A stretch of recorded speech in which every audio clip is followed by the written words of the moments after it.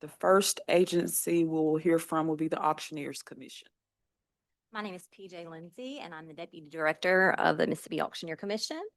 I'm just here on the handout, you can see that the money requested is just level funding that we have requested. We have issued 29 new auctioneer applications. We granted 29, 9 new firm applications, granted 9. We've had 3 complaints received, 1 resolved, 1 consent order signed, and 1 suspension. Again, it's important for the auctioneers to be regulated because we do have $4.5 billion estimated flow through the escrow accounts of Mississippi and for the Auctioneer Commission. Repeat that last statement, please. $4.5 million estimated flow through the escrow accounts of Mississippi licensees in 2025. Billion, Okay. yeah, not million, billion. So their oversight is definitely needed. I would agree with that. Like I said, we're asking for level funding. Okay. Are there any questions from the members of the committee? Just a couple questions, and I think your staff member will tell you that should tell you that I've asked these questions all the way through. What do we have in cash balance on hand usually at the end of the year? What's in your reserve accounts? $253,140. The number she gave you, current cash is about 25,000 less, about 226. And looking at across the board on transparency on the LBO stuff, it looks like y'all only spent about 85. So your estimate was 117. You spent about 85, 392. So the excess that we're looking at, why are we so off on that by about 40,000? Are we anticipating different things, or what are we doing? It looks to, and I don't do the budget in this agency, but it looks to me like what they're doing is they've got an excess in FY26 for the contractual area. And so I'm thinking that what happened is that they've got some extra contracts. Do you have some like licensing systems and things that are ongoing this current year?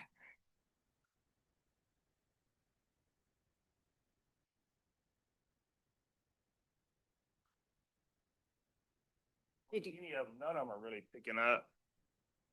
So Can you hear me now? Hello, hello. you go ahead if you want to try. Okay, I think we're gonna have some updates on the our computer systems. Is that right? Is that what you were saying? If you look at the budget, is this better? Can you hear me at all? You got. Okay, so I'll just talk loud. That's okay. So it looks like that the contractual expense last year, they only spent 78,000, but then in the current year, they're asking for 96. And the difference is because they're doing some technology upgrades. And so that's why the expenditures were lower last year than the appropriation. And those are going to be ongoing expenses. So they've left it for level funding FY27. Well, the reason I asked that, when I look at 23, 24, and 25, 23, we're looking at about 67.9 is what was spent. 24 is about 77.8 spent. Still 117,462 being our appropriation. So I was just curious as to why we're looking at such a vast difference in the two. Just haven't done the update. So you anticipated it all the way through and just hadn't done it to now. And the other thing to say is they're fiscally responsible. And I understand that. I do. So just question that. So when we're looking at it. So thank you. So let me ask, because there seems to be a trend when you look at the travel from 2025, it was 3,002. Now it's 12,000. Is that something that you can explain, or what is the basis for the increase? For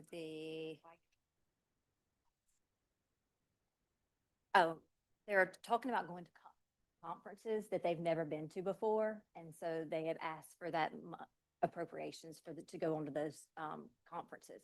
Those would be out-of-state conferences. And who would be anticipated to travel? The board members. All board members. All board members. And I will say the conferences are learning experiences and training so that they stay up to date on the laws across all the nations. They're not just like going to a party.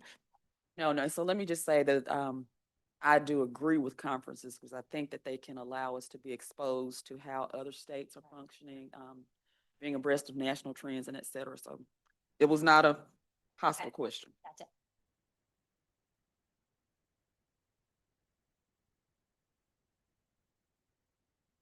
Madam Chairman, may I say- Sorry? I just want to say one other thing, if you don't mind. The travel rates, the mileage rate went up last January and it just went up again this January. And so we didn't ask for any increases with that. We just said we could do it with level funding, even though we have the mileage increase. Any other questions from the committee? Thank you, ladies. We appreciate you being here today. Thank you.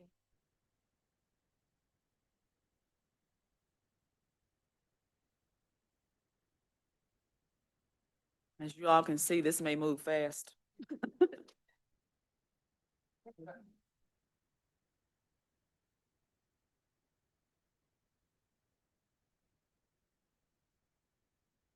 Optometry. Oh, thank you. Oh, okay.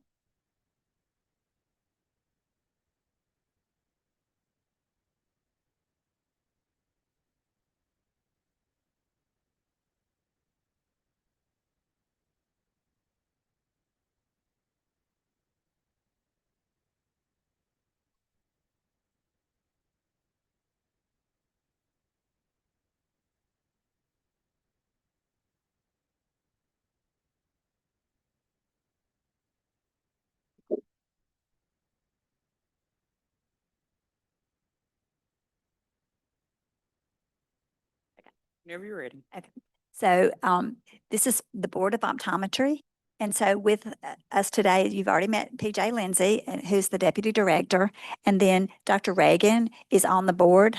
And I'm going to let her talk for just a minute and kind of talk about some of the changes that the board has made in the last year, if you want to. Can you hear me? Is that okay? Okay, thank you for having me today. As it has been mentioned earlier, this year I am serving as the board president of the Mississippi Board of Optometry. We consist of 5 board members from across the state.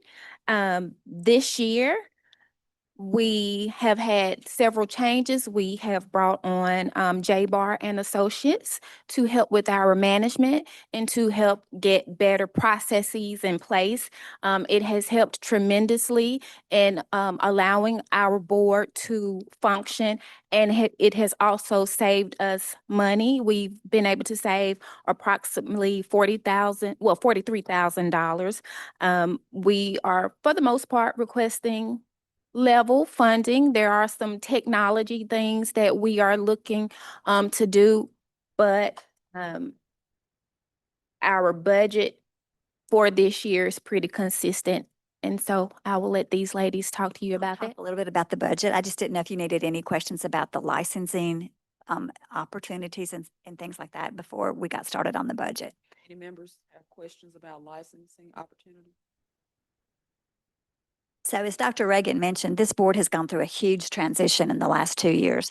2 years ago, they actually had a state employee position in their headcount. The executive director was making quite a large salary, and the office was actually out of her home. And they also hired well, I'll say this, the board, that they had a huge changeover in the board. And if you look at the list of the board members, you'll notice most of them are fairly new appointees.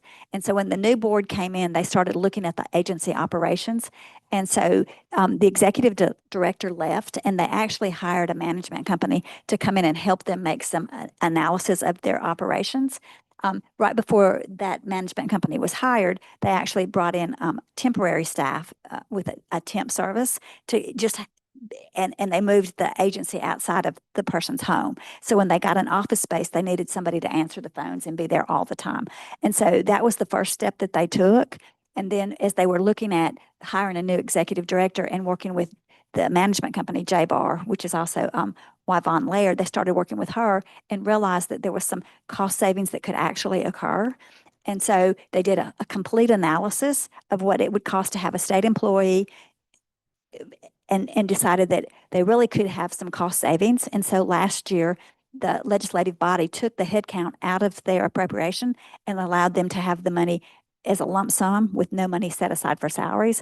And so the entire budget is now done is a lump sum, and all of the management services are performed by J-Bar. And that has been really, as Dr. Rickon mentioned, $43,000 was saved when they did that.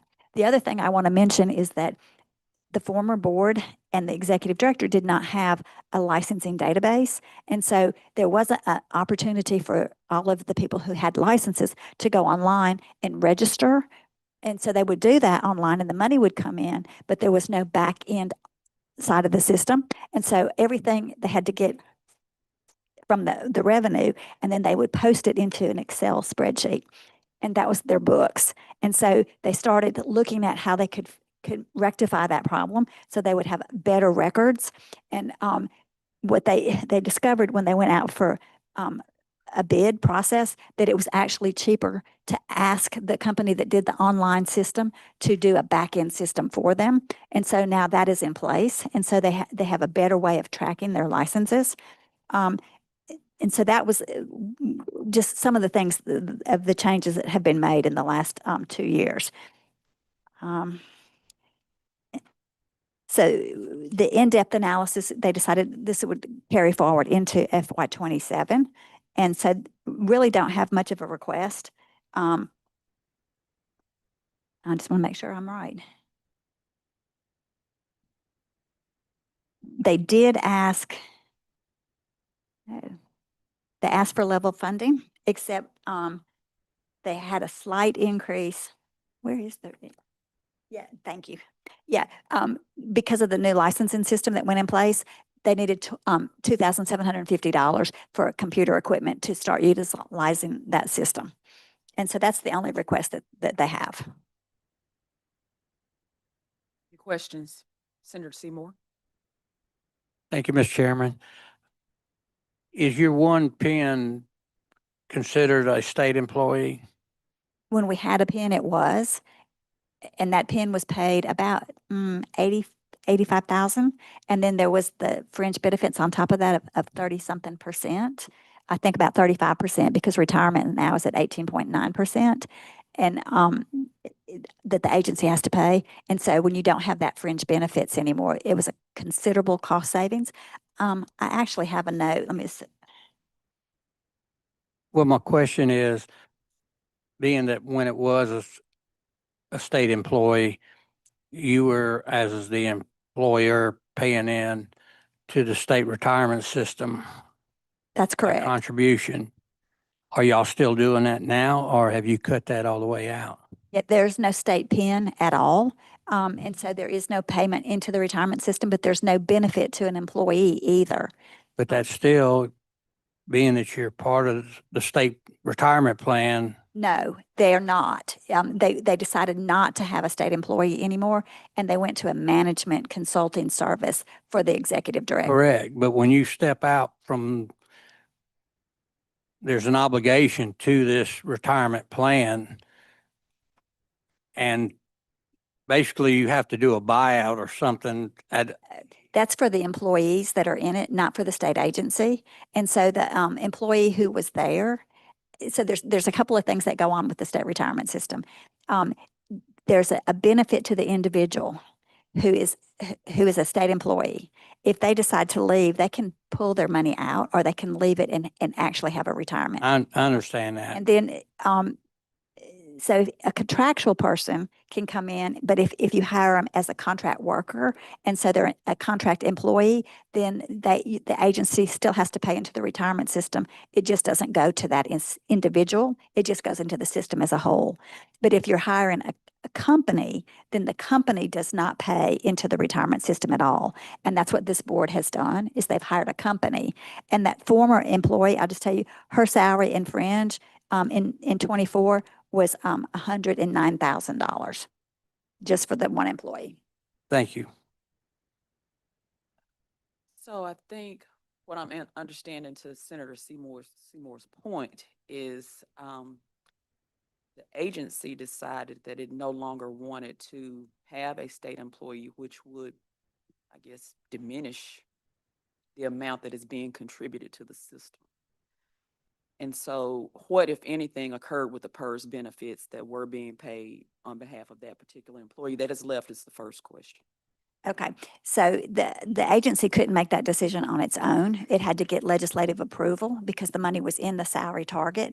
And so the legislature agreed that this was a better cost savings. And then the money that was actually paid was tied to the individual who was in the system. And so she actually retired when she left. She couldn't retire quite right away because of her age, but she's now drawing her own retirement benefits. So what I would, so in light of the agency having decided to eliminate its PNs or a person that would be employed, are you all receiving any complaints from licensees regarding the efficiency of the organization? No, we actually have gotten more compliments because now the issues of not getting responses are greatly improved. So actually our operations are much more efficient and the licensees are getting a much higher level of service than they were receiving previously. And that was one of the reasons why we went in this direction, because the level of service that we were receiving with the particular person that we had, it was not worth the value that we were receiving. So Are there any other questions? Members of the committee? Senator McCon. Thank you, Madam Chair. So, all right, so you're telling me we saved $43,000, but I don't see that reflected in your request. So if we've gone down 43,000, why is our request still staying level? It has to do with that licensing system that we talked about, that they went out for bid to see about getting that back-end licensing system, but they couldn't put it into place in FY '26 because of the bid process and how much it was going to cost. So what they've asked for is level funding to go into '27 until that system can be completely updated. How much is that license system? Do you have it? I think we asked for, hang on, I've got it in another sheet.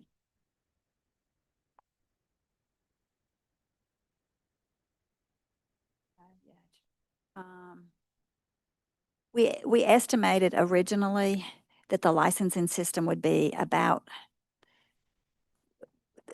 50,000. That was our original estimate when we put together this projection. I don't think that that was what it's going to come out for. And so in our request, and I'm just looking, it's going to be about 30. You think about 38? Yeah, I think the new system will be about 38,000. And so next year when we come back, more than likely we will have that less in the budget because we won't need I'm it. anxious to see that because I've never seen a state agency ask for less. You weren't in a hearing earlier The today. questions are, you already know my questions, so you want to answer them or you want me to ask them? What's in your reserves? Oh, What's your cash balance? it is $399,900.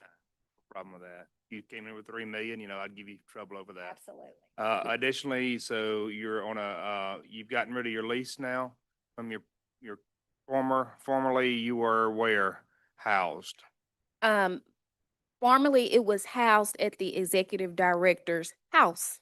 And so even though we didn't have any rent per se, we needed to get our own space so we could have access to the properties that belong to the board. So now we do have a lease that we are now responsible for. But we did not have that for several years because everything was housed at that person's house. You do have a lease, but now is that within your management contract? No, that No, is it's there. not. So some of your other management contracts, PJ, I believe, involve the location, like auctioneers and some of those others. Does that not have your location involved in your contract? But on this one, you did totally different. They were already Okay. Yes, we secured a rental space or office space before we brought the management company on board because that was one of the steps we needed to do to make sure we could stand on our own, was to make sure that the Board of Optometry had its own office space and was not located in someone's personal home.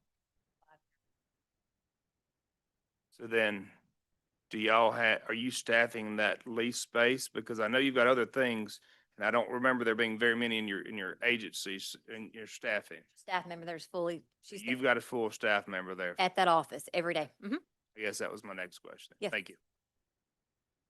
Any other questions, members of the committee? Panelists? Thank you. Thank you.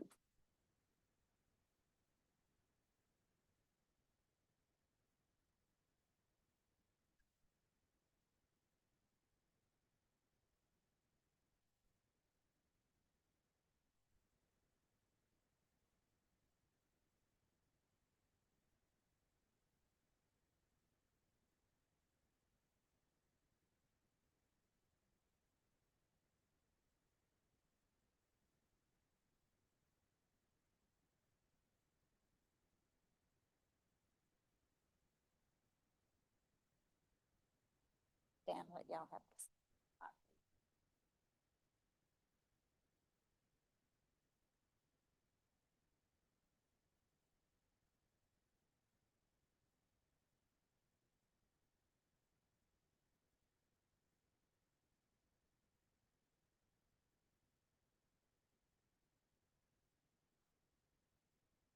Good afternoon.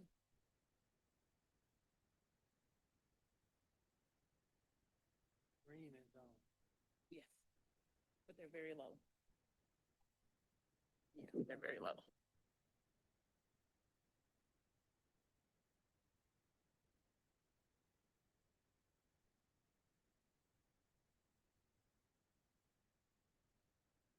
Everyone reset. So next we have the engineers and land surveyors. Good afternoon. Good afternoon. My name is Monica Gilmore. I'm the Executive Director for the Mississippi Board of Licensure for Engineers and Surveyors, more commonly referred to as the Board of Engineers. We want to thank you for the opportunity to be here today and also express that we very much appreciate your service to the state. I'm joined here today by our Board President, Kerry Hart. Mr. Harden is a licensed professional engineer in Mississippi. He has been licensed since 1978, and he has served on our board since 2019. We're also joined by Denise De Rossetti with Cornerstone, who I know all of you know very well. She serves as our HR and accounting contractor. You will hear from them shortly. As you are aware, the Board of Engineers was established by the state legislature in 1928, and we are responsible for the licensure of engineers and surveyors in the state of Mississippi. You have before you a handout that provides more information on our agency. As indicated therein, we license both individuals and firms, and we had a very busy fiscal year 2025.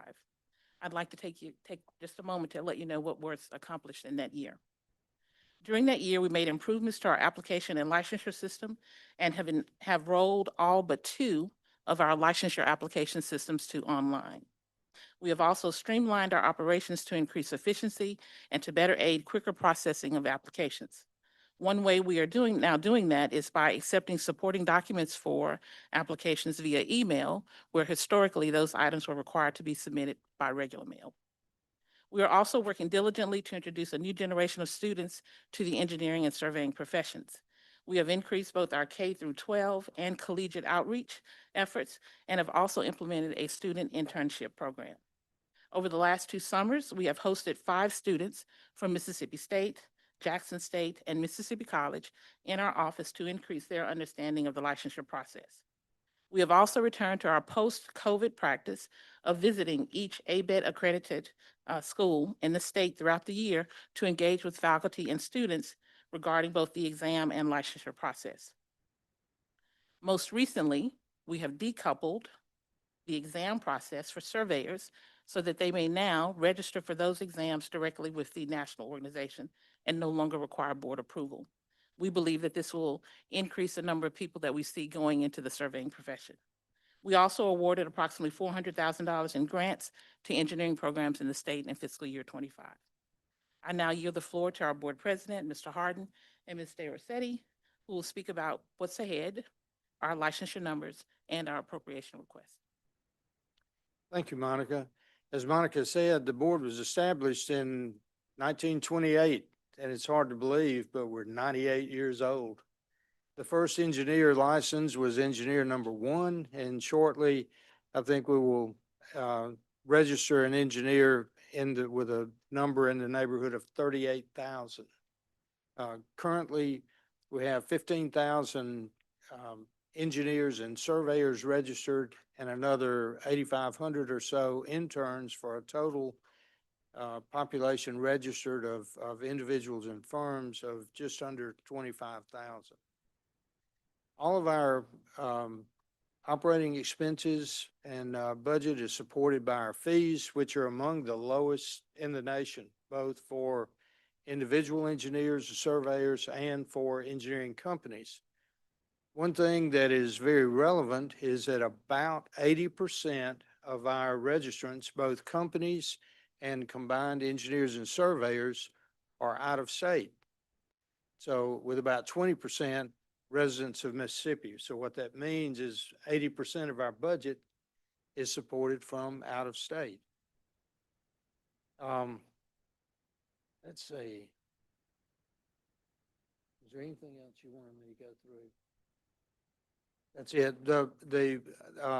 The grant program that Monica mentioned, I'd like to make one comment about that. That is a program that we do every other year.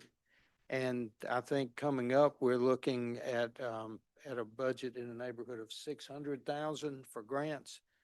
Those grants are open and available to all universities that have engineering and surveying curriculum, and most typically the requests that we get are for lab equipment and hands-on use of students to get experience with some of the latest technology. We do that every other year, number one, because of the economy in terms of work involved in receiving all the applications, processing applications, and making the selections. And it works better to do that on a biennial basis rather than every year. But that has proven to be a very popular program among all of the colleges of engineering and the community colleges that offer surveying curriculum.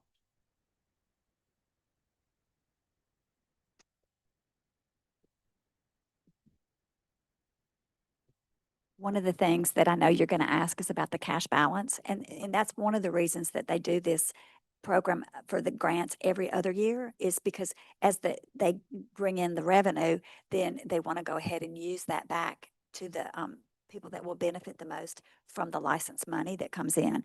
And so every other year they are asking to give out those grants. And so that's where the cash balance goes. If they did that every year, it would look more like we had level funding, but we really don't want to do that for a couple of reasons. But the main reason is that the grants would be so small that everybody who asked for one would only get like 100,000. But right now there's some grants that are in excess of like 200,000. They're buying some huge pieces of equipment that the universities can't afford on their own for an engineering program. And so if we hold the grant money for every other year, then they can do a better job of doing something that will benefit the universities and the community colleges. So this year is the first year that we're asking for 600,000. In the past, it's been closer to 400 or 500,000. And so in your packet, there's actually a list of who got the money in the last year that we gave grants. And Monica probably can tell you what tab it's in or whatever, but there is a list of all of those grants in there. It's actually in a folder in the flat folder. Okay. So they want me to talk about the budget a little bit and what our needs are. You can tell since we've got Carrie Harden here how involved this board is. They meet often, and every time they meet, they take they look at lots of activity. They're there almost the whole day looking at applications. They're doing inspection review. They look at their budget. A lot of places, just come for a couple of hours but this board is very, very active. Some of the things that they've had to do is do their own inspections and investigations, because it is such a highly detailed profession. And so if someone's not doing their work correctly, they need somebody who's an engineer to look at it. And so one of the things that they are asking for is another head count. a year ago, they only had 5 employees. They now have 6. You added somebody to them last year. Last year, they actually came before you asking for 2 new positions and received 1. The one that they received is in the licensure area. And, but this year they're asking for an investigator. And the reason they want an investigator is so that the board won't have to be so heavily involved in doing all of the actual investigation. And then they won't have to recuse themselves when something comes up before a hearing because they were the investigator. So they are really asking for another staff position to do that. And that position would be $59,582. So right at $60,000 to add a staff person. The other thing they are asking for is salary progressions for their staff, and if they asked for 5% across the board. We know the legislature took that out of the LBR, and that may put it back at some level, but just want you to know that this is a request of this board, is to have this progressions. Another thing that they're asking for is an increase in the travel cost. Again, we've talked about the board members going to these national conventions. Matter of fact, Carrie actually serves as on one of the national boards and a committee on the national board. So we have a good presence for Mississippi in the national associations, but it has been more of a funded type of program. And so the national association would pay for a funded delegate. And so what they're asking for is, now that we have more staff and more people on the board who would like to go to these type of meetings, to have a little bit more in our travel budget so that the staff members can also go and get trained, and that the more board members can go. The other thing that they want to increase in the travel is that because of the engineering profession, they want to start like trying to promote it for children and students. And so they want to start going to like the high schools that have STEM programs. And you may have to tell them what the STEM stands for, but the technology type of engineering type programs. And so they want to go and do some events in those type of environments. And so they need a little bit more travel money for that to occur. So they're asking for the travel budget of $5,500. Monica mentioned the internship program. And so the first 3 interns served without any kind of compensation or anything. They just came and volunteered. And the last 2 that came, we were able to find a little bit of money in the budget where that they could get enough money, $2,500 a piece, so that helped them travel to and from Starkville and when they were in Jackson, to help them with their expenses. So what they're asking for is to keep that program going. They would like a little bit more money in the contractual budget because so that they could continue paying the internships. And that would expand the program. And then the last thing they're asking for in the contractual area is an increase in the IT contract. As Monica pointed out, they've updated their licensing system. They actually use the system that was developed by ITS, but there's some things that are still, as they got involved in it, they realized that there's some more tweaks and things that can happen. Yeah, and so they've asked for a little bit more money to keep that modification process going, and they asked for $11,920 for that.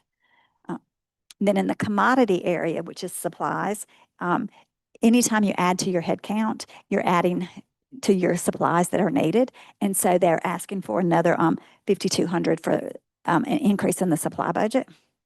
And then we did not ask for an increase in equipment. We left that as level funding at $10,000. And so the only other thing that is in the request is for the grant program to add that back. And you know, the legislative budget recommendation this year was just to keep level funding. So they did not fund anything in the grants because there's no money in FY26 for grants. It's an every odd year program. So we'd like to have that $600,000 put back into the budget. The revenue collected from licensure covers all operating expenses of the board, and the cash balance right now is $1.6 million.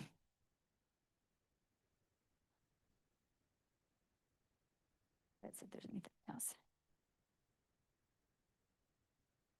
I guess that's it. Are there any questions from members of the committee? Senator Barr. Thank you, Madam Chair. You may have said this, Denise, I didn't hear it. What was the 600,000 subsidies for? Is that the internship program or something? What is it? The equipment grant for tools? Okay. I can't hear you. I'll eat it again. So the grant program, every other year, they ask the universities and community colleges and anybody who has an engineering or land surveying program to submit a request to the board of what they would like the money to be for. And so those come in and sometimes the grants are there are a lot more requests than there is money. And so the board themselves meet and go through it, and that's what the subsidies is for. I've noticed the salaries increased. This is my first time on this, so bear with me if I'm asking stuff that you've covered. The salaries have increased from 338.25 up to the request, well, it's 548. What's the rationale for that? Go ahead. So in FY 25 that you're looking at what the expenses were, they had a staff of 5. And then last year, the headcount went up to 6. And so that's why you saw an increase in 26. They had asked for an increase of 2 of headcounts in 26. And now they're asking for the one that they did not get last year. So that's 60,000 of it. Is the one you're asking for this year, that's the investigator? That's correct. And that's in part of your request? Okay. When's the last time you guys have had your salary progressions or raises? Did you do it last year or 2 years ago? This board has had quite a bit of turnover. And so what they've been able to give progressions to the people that have been there. But not everybody has gotten a progression. Okay, but this is across the board though, right? Right. Okay, so it include the people that hadn't been there and the people that had been there? All of them? We're hoping that by the time 27 gets here, we'll have a staff that have been there for a year and that they should Yeah. be rewarded. The other thing that I want to point out is that the staff member have changed their job duties. And so they're becoming more of a team doing all kinds of different things. And part of the reason for doing that is that because of the licensing system, there's less licensure work that needs to be done. And so there's more work so they're picking up a lot more. They now have a PR person. They've got people who are wanting to do that training of going to the other schools. Yeah. So they're picking up a lot of duties, so they want to reward the staff that There's they more have. responsibilities justify the increase in, okay. We're also refining our operations. So as we determine ways that we can work more efficiently, we're reestablishing what each staff member does. Okay, thank you. Thank you, Madam Chair. Senator Seymour? Thank you, Mr. Chairman. Just a small technical deal, I think, here on your table of salaries, table 4, salaries and wages, fringe benefits. Y'all's numbers are different. It ain't but $6, but we're going to need to know the true number between it and what LBO's got us assessed at. 25, 25. The numbers are different. by what I'm looking at, it is. I'm not sure if you'll tell me what you're looking at so I can know. I mean, it ain't Yeah. nothing big, but I mean, we need to clerically get it squared away. It might be just a Um, typo error. It could be a typo, but it could also be that when we put together our budget request, we have to do that August 1st. And we still have spending that can occur and through the end of August. So sometimes the numbers are a little bit different. And the other thing, I don't know how much different it is, but we have a huge board meeting in June. And when the board members travel, they get paid per diem, and that is a salary expense. So some of those expenses may not show up on their travel until August. I think you mentioned, was it $6? Was it $6?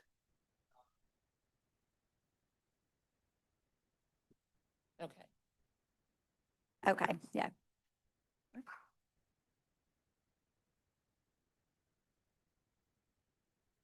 Let me ask a question about the grants while they Yes, ma'am. next issue. So you're asking for $600,000 in authority to award grants? Yes, we'd like to see more schools benefit as well as be able to fund more programs. And so in 2025, you provided a list of the grant recipients. In 2025, did you all award all grant requests? No, we did not. Okay, could you I kind believe of that give there us were 2 that the board decided did not meet our requirements for a grant.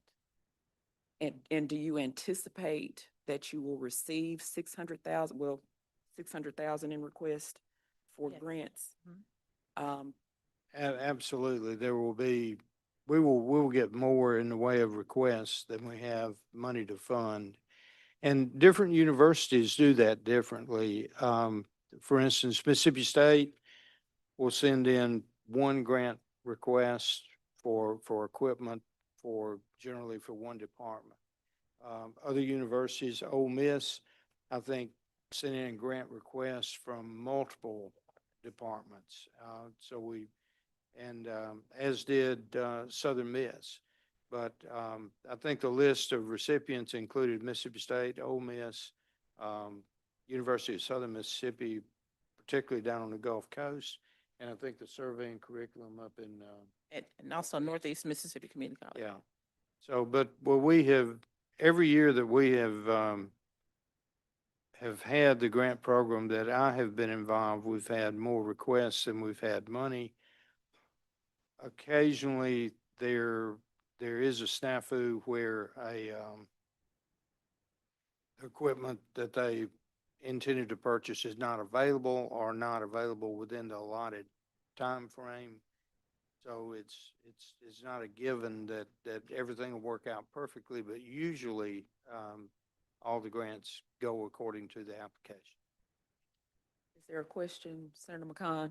All right, so I guess my question was, looking at what we received, it tells me how much you actually spent. You spent about $892,000 in 25. Your budget was a little over 1.07. So you had a cushion in there. What was the reasoning for not bringing it up to what you expected to spend? Did you use it because of staffers, or what was it? No, it was staffing. So they went through a transition in that year, and so that was before Monica came on and as the executive director, and so we had a lot of vacancies during that transition time, and then the former executive director, of course, when he left and retired, he was making more than what they brought in. So the salary budget did not get fully expended, and you cannot move the money out of salaries to use it for something else. It's trapped in salaries. But you're now asking for about $376,000 more than that 1.07. And that's not gonna include your grants. That's your new budget without a grant. Any of the grant money's in there, right? That'd be actual operating. The grant budget is part of the operating expenses. So- It's gonna be part of the 1.3 that you're asking for? Yes, Okay. it's 600,000 of that 1.3. So if I took the 600,000 off, I'd be in the 700,000 some odd range. And that's your actual operating budget? That's correct. Okay. Your investigators, how many investigators do you currently have? Any? You have one. So you have one investigator for 12 investigations last year. That's what you mentioned in here. You have 12 investigations undertaken and to open for the previous year. Yeah, it's not just investigations, it's also anytime we receive a complaint. And the licensure investigator also is responsible for following up on renewals and completing audits on our licensees. And then there was also a lot of carryover from 2023 that the investigator is still trying to clean up. So the 12 may have been any new cases that came in. So you're telling me that he's a catch-all? Pretty much, they're following up on license, or they're not being renewed. They're doing these, anytime you have a complaint, they're doing an investigation, and then they're opening formal investigations of 12 new ones for this year. Is that right? Or fiscal year, Doesn't matter, just in general, it says that's what they're doing. yes. Is they're following up on non-licensure renewals to find out why they're not doing it. They're checking up on on complaints that have come through, and then they have formal investigations that are open. Is that what I'm hearing? That is correct. Okay. May I add one more thing? Yes. Okay, so in addition to the complaints, they do an audit. All of the engineers have to have continuing education. And so about a third of the time, or maybe 25% of the investigator's time, is going through an audit of those to make sure that the CE is done correctly. And Okay, that's correct, on an annual basis. Okay. Where are y'all located? Where's your office? Actually, we're not far from here. We relocated last year to the Bearfield building. We're almost directly across the street now. You got a lease on that building? They don't. Stay on. Very good. Thank you. Are there any other questions? Now, the chair has come in for appropriations. I'm not sure if he has anything. We'll hold just a moment. Did anyone have a question about what STEM stood for? We can, okay. And math. Mhm.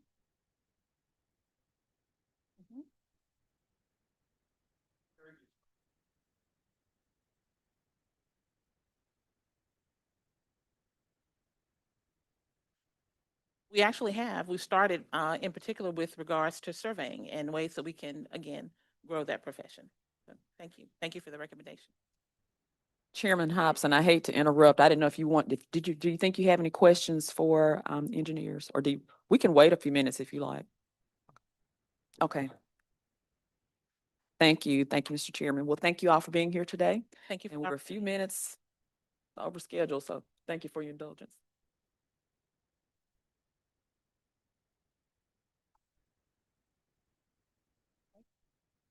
Next, we will have the Athletic Commission. Is that your? Yes. Okay.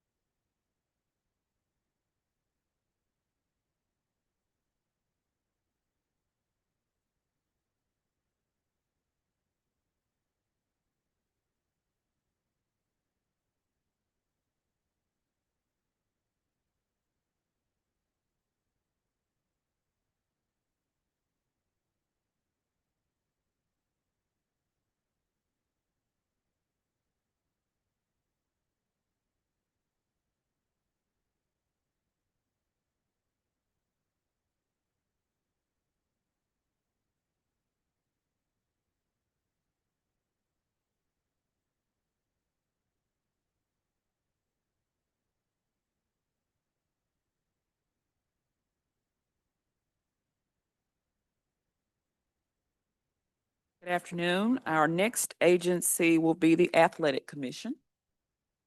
Please proceed. Thank you, Madam Chairman. We appreciate the opportunity to be here. My name is Maury Hull. I'm one of the athletic commissioners here in the state of Mississippi. We, at the commission, we regulate fees, licensing, and all combat sports in the state of Mississippi, being boxing, MMA, wrestling, tough man, various things that deal with combat events or combat sport events. We have a three commission members. I'm the newest member of that commission. I've been on the commission about 1.5 years.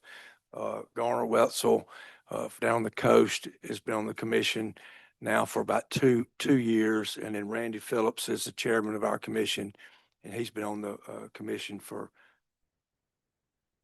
4 years. So we have a relatively young group, new group to this commission.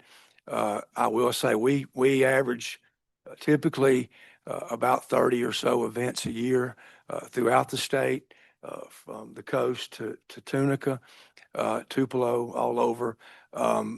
We've seen a pretty big decline this past year, 25. We had 3 large promoters that were bought out. 2 of those were WWE wrestling, big events that were huge money makers for us. Our revenue source is primarily fed through licensing and permits, but our biggest source of revenue is mainly or only from 6% gate fees that we collect on events that we have across the state. I will say this: since I've been on the commission, we've looked at a lot of things that needed to be buttoned up or need to be a little bit more accountability on some things that we felt like, that we feel like as a commission today, that we're working very closely with the Attorney General's office in drafting some new language as far as contracts and how we hold promoters accountable, how we make sure that the state is collecting every bit of the 6% that we are allowed to collect at the gates. And we feel like we've got some things in motion right now that should help us bring in more revenue. Back to those events that we lost, the WWE events, again, were sold out by a company called TKO. Most of their events are streamed or live TV events, and we get no revenue at all from those type of events. Our revenue comes from actual seats in the chairs, so to speak, at the event. So we're looking at some options down the road to see if we can collect some revenue from those streamed events or those pay-per-view events that we're not getting any revenue out of from as far as the state goes. So those are things that are in motion as well. What else I'll leave out?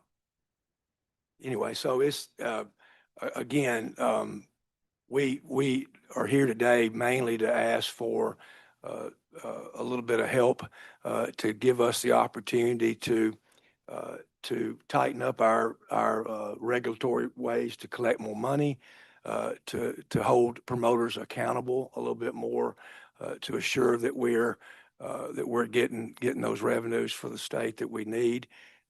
We are scheduled or looking at hosting one of our own events this year, possibly two. If we are the promoter, the commission of the state, we get 100% of that revenue on the gate versus 6%. So we're working very closely right now with the Ag Commissioner's office, trying to secure the commission hall at the end of May for an MMA event that we will be the host and promoter of, which will help us obviously capture as much revenue as possible for our budget. But again, I really appreciate the opportunity that y'all are considering assisting us, at least till we can get things we feel like in a little bit better shape.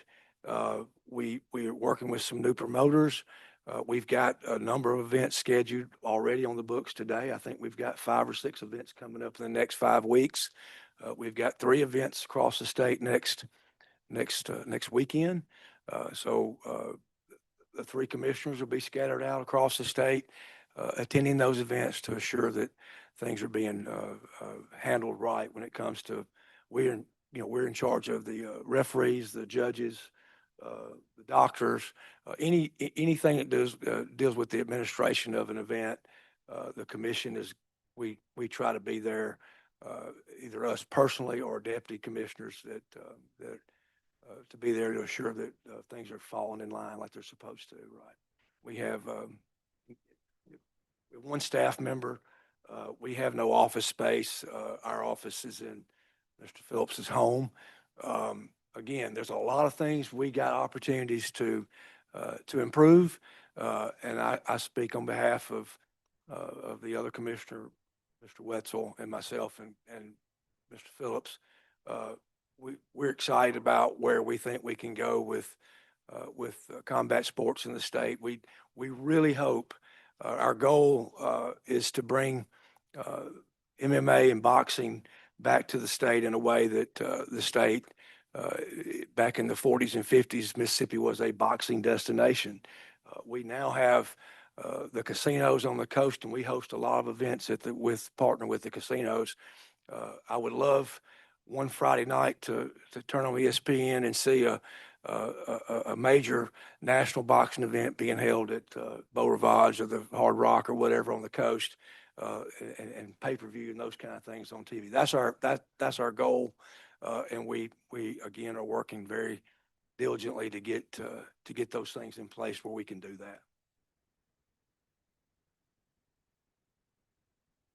So our ask today is not about the budget request or the LBR. Our problem is that the revenue has decreased so much. Senator Turner Ford asked me last year to provide some information about how many events we had had. And we pulled together a lot of information and found out we'd had 38 events. And they were across the state. They weren't just in the casinos. They were actually held in convention centers like in Tupelo with the Elvis Presley festival. And so there was lots of activity, but that was in 24. I do want to point out before I go on to that, that when Mr. Phillips became the chairman of the commission, that was in 2022. And this was, the commission was basically defunct before that time. And so when he came in, he started really trying to work toward that. He had the governor appointed 3 commissioners on that same day. So it was totally redone. The 2 commissioners that were appointed at the same time are no longer part of the commission. So we now have 2 additional commissioners. As they've already pointed out, there's been so much transition in this industry that there hasn't been any revenue coming. So if you look at the chart on the second page of your handout, you'll see how high the revenue was in 24 and how low it is in 25 and how dismal it is in this current year. I can tell you that the commission has no revenue. You ask about cash balances. After I pay January's salary, I will have $1,000. I have not paid anything but salaries. The commissioners have not been paid their travel. The consultants have not been paid. DFA is complaining because they haven't gotten their pay. And so what we're really asking for is because there is such an impetus of this commission to start really bringing the wrestling back and really making it a commission again. We would like 1 year's worth of operating expenses to be given to us out of a state-supported fund while we build up our revenue. I can give you lots of information about that if you want it, but I think Mr. Hull's already told you some of the events that are going to be taking place. We've got some cash coming in from events that just happened in December and in January. So there's some money coming in. We can probably get through another month of expenses of salary, but that's about as far as we can get until we start getting this revenue in. Different ask. It is. So let me start with I guess the question that occurred to me as you were presenting. I think it might have been Mr. Hull. No office space, but there is an executive director. We have the chairman. That's okay. And so, because at one point, didn't you all hire an employee? We did. And what is his status? He serves as our only staff person, as secretary. So he's the secretary, really, I guess what his title would be, I think. Where does he work? He works at his home as well. From the state, and there is no space available, or we're told.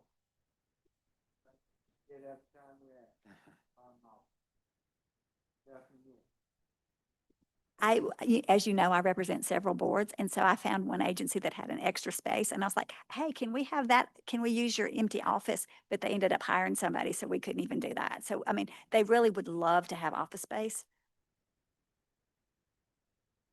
We just had a event last weekend I guess the weekend before last on the coast. There's a bare knuckle boxing event at the Hard Rock.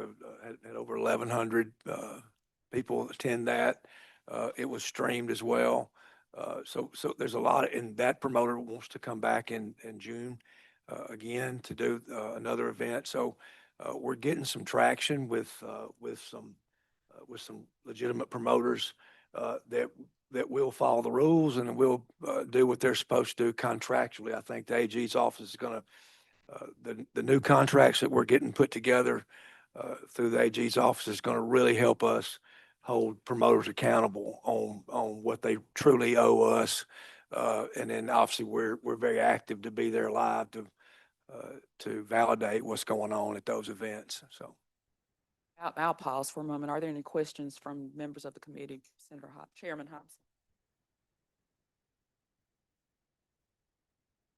Thank you, Madam Chair. I do have a few questions. Just I want to make sure I heard you correctly, Denise. You said there's no balance or $1,000. Did I hear that correctly in your special fund account? All right.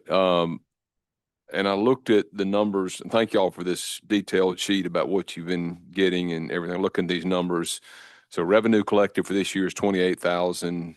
FY 24, you had 158,000 for the year. FY 25 was 110,000. So you're down significantly. What are the chances that you can make up some ground here in the next 6 months or 5 months? Well, I think, we feel very confident that I'm not sure how much ground we'll make up, but I know we'll be moving in a positive direction, getting, shortening that gap a little bit if we can. If we host our own event, for sure, we're going to have one. We hope to have two.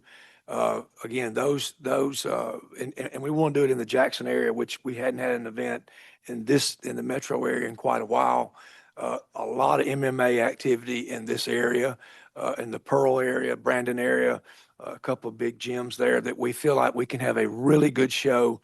And if we're the promoter, we'll get to collect 100% of that revenue at the gate. How much can we make up the difference fast in 6 months? We've got 5 events this to happen in the next 3 to 5 weeks. Those events are average anywhere from $2,500 to $5,000 state collections for us. Some smaller events might not bring in but 1,000 for the state, but some of these bigger events, we can collect, $2,500, $3,000 on average of most of those events that we have. So we're pushing hard to get more events booked. And we've got several that have reached out to us and have gotten on our calendars that have not paid their fee, their promoter fees or those or permit fees yet. Until they do that, we don't count it as a real.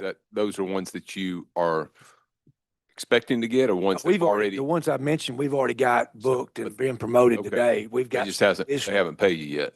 Oh, they've paid. Those shows are booked and they're on the books. They're ready to go. Yes, sir. Yeah, sure. So one of the things that they talked about was these 2 big promoters that had been bought out by TKO, and TKO only does the streaming services. So one of the things, this industry is regulated by the ABC, the Association of Boxing Commissioners, and so it's a national organization. And so they are actual members of the ABC. And some of the things they're learning is that the other states are doing some things because of the TKO type of things to get revenue off of the streaming services. Well, you're getting ahead of me because I'm getting to that in just a second, because I think that's an important point you're making, which is fine. You brought it up, but I will come back to it. I'm just going over numbers right now. When I look at your contractual increases from FY 25, FY 26, what was I don't recall, and Madam Chair, you may remember, but I don't. What would the additional, what is that, $16,000 was for the contractual there? And is that something we can shave off as we get through You this can year? shave 10,000 of it off automatically. We added Okay. 10,000, hoping to get some lease for 6 months or whatever. We don't have that, so Okay. that 10,000 immediately could go away. Yeah.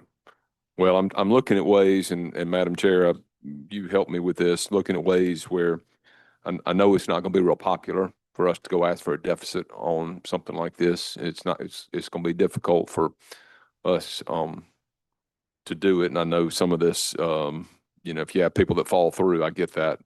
But we got to find ways to make sure we're kind of, especially for special fund agency, living within our means. And I know, Mr. Hull, you bring in this stuff, and so you're getting baptism by fire here. But I'm just telling you, this is something that is going to be an issue unless we can turn this ship around pretty quick here in the next few months. So I guess that brings us to that point on the budgeting for the streaming services. Why do we need to have a law changed, or can this be a regulation within your department that can be changed? If we need to have the law changed on it, I hope we're not too late to get a bill. Is there a bill out there? If everybody's doing the streaming and getting paid some way, we need to get in that game, because either you're going to go defunct, or we're going to have to be in the same situation next year. I don't think it's in the law. I think it can be set by rule. And the interesting thing is that this board is not a occupational licensing board, so they don't go under the OLRC. So the Attorney General is already working for them to get their fees up. They bring in about $2,000 a month just on the licensing and permitting fees. And so the more events you have, the more those licenses will go up, but they are very inexpensive. So they're also looking at setting the fee structure to be higher for the promoters. Yeah. So that would help them. You We're want to, doing that right there. yeah, we're already, We're raising those fees, to comparable to the surrounding states. Yeah. Like us. So we hadn't raised those fees in a long, Well, can you raise them immediately? I mean, for the rest of the year, try to generate the income here that to get you out of a hole. we've got a Mhm. commission meeting coming up and where we can officially adopt those, and I think it goes. Okay. Yeah. Soon as we do that, a comment period, Okay. but we don't have to go through the OLRC. One other thing I'll mention is that when we looked at the statute says they get 6% of the fees Can for you the, speak up a little bit? I'm sorry, the statute says they get 6% of the fees, and that's in statute. But I started asking the question, why is it just on the gate? Why is it not 6% on the whole thing? And so we're talking about these new contracts, we will get 6% of everything, including concessions that are sold in the event. But if that's statute, then the question is, do we have a statute that's a Well, bill? the statute just says 6% of the fee. I It know, doesn't. but if we yeah. need to amend the statute, we've got to have a bill alive to be able to amend the statute to help yourselves.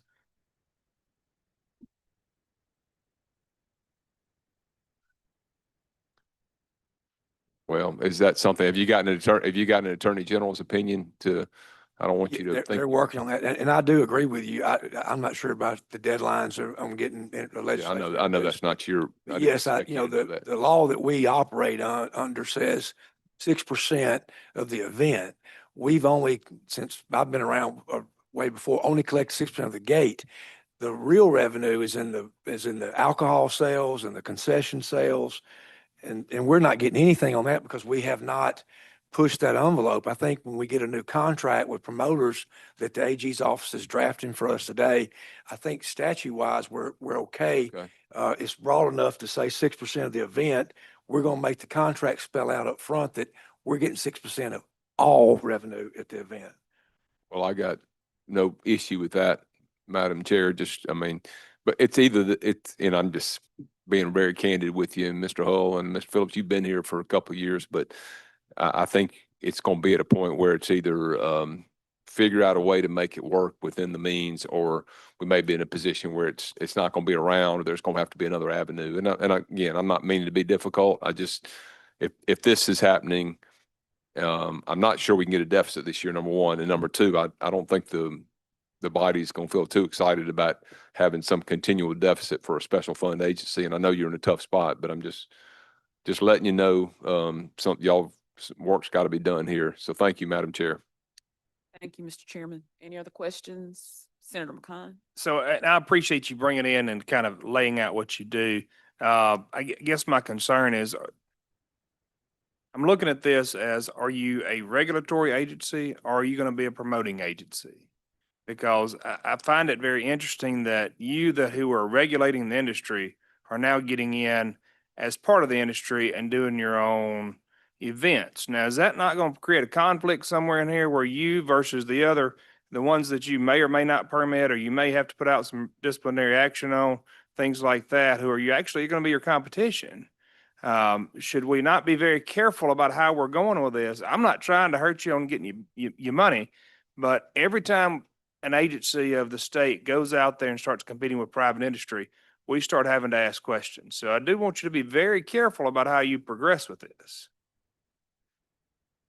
I deeply respect that because that's a great comment, and I have not thought of that at all. And that is a very valid point, and you could be very accurate with that. And I appreciate you saying that. I hadn't thought of that at all. No, sir.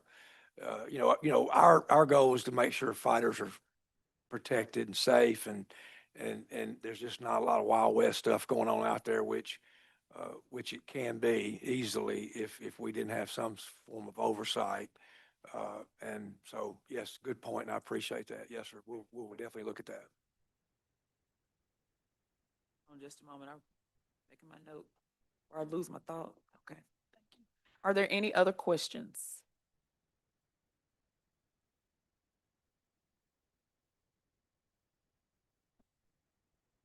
Well, thank you all. If there are no final. Very much for Pleasure meeting you all. consideration. Thank you. Yes, sir. And thank y'all.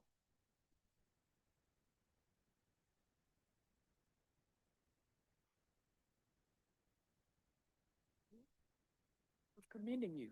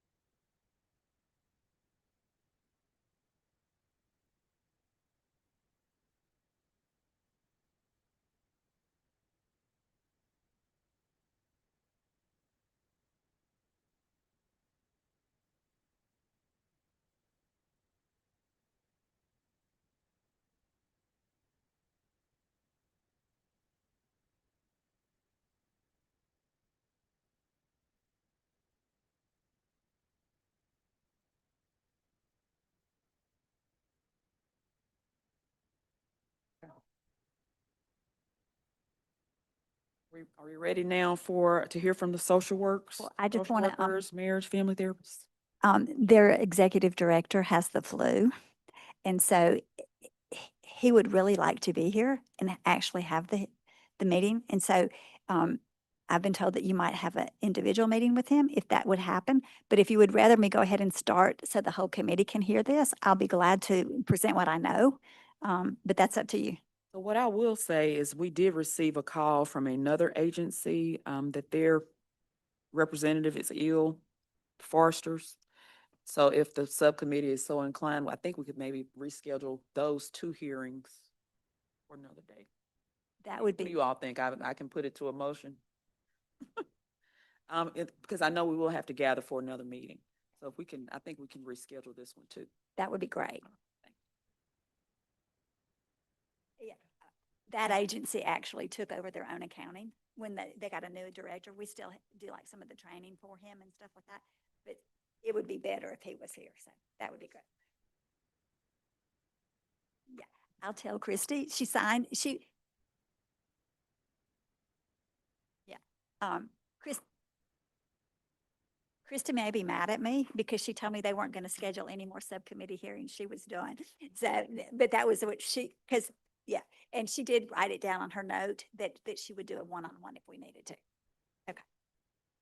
Okay.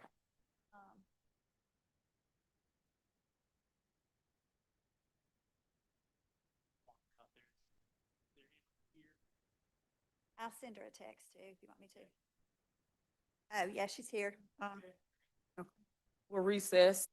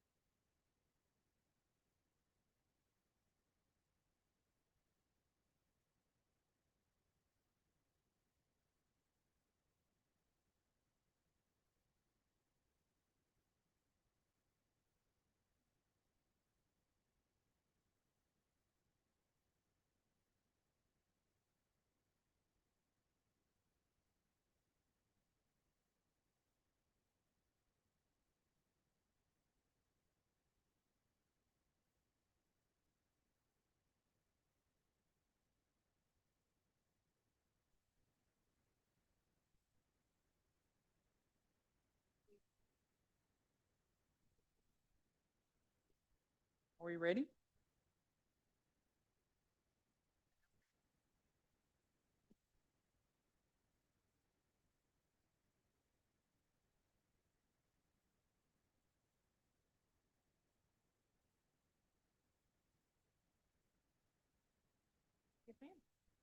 Okay, we'll call our next hearing to order for the Mississippi State Board of Cosmetology and Barbering. You have the floor. Thank you, Senator. Good afternoon. I'm Catherine Bell. I'm the Executive Director of the Mississippi State Board of Cosmetology and Barbering. Before I go any further, can everybody hear me? Yes. All right, I'm pretty loud, so if you can't, just holler. With me today, I have our brand new accountant. This is Miss Lori Lee, so I'm very excited to introduce her to y'all. Maybe not quite as excited as Denise is, but we're all very excited to have her on board. And of course, y'all know Miss Denise DeRossett with Cornerstone. So let me give you just a brief background of where we are, what happened, what's going on. I'm sure you've heard from your constituents.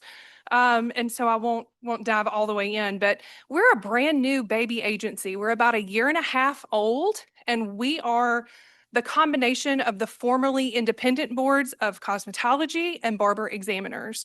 So we're in a brand new agency position, a unique position in state government to learn from previous boards' accomplishments and perhaps learn ways to get it better going forward for the state of Mississippi. And so that's what this board is aiming to do, of course, with the public protection at the forefront of its mission. So since this agency was formed about 1.5 years ago, I've got in your handout probably about a page of just some highlighted items that they've done. They've been working very hard. Some of those items are integration of data for the licensees of the 2 former boards into one electronically accessible location, the digitization of printed records of the former 2 boards.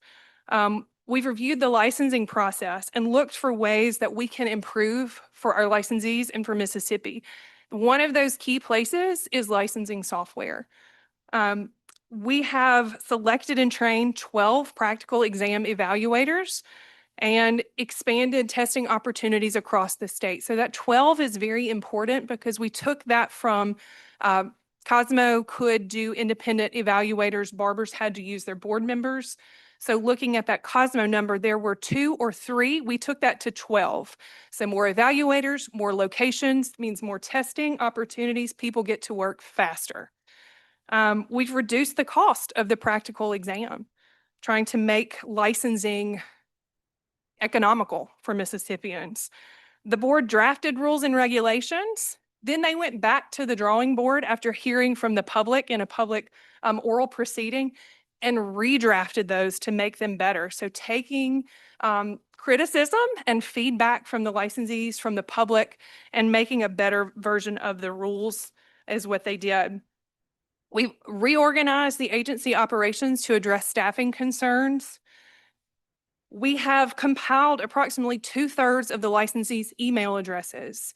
So when I sat here 1 year ago, one of the struggles that we had was communication with our large licensee pool. We had no electronic data and no way to communicate with them. And so we've worked to remedy that, and we've launched a newsletter to monthly communicate with licensees what's going on.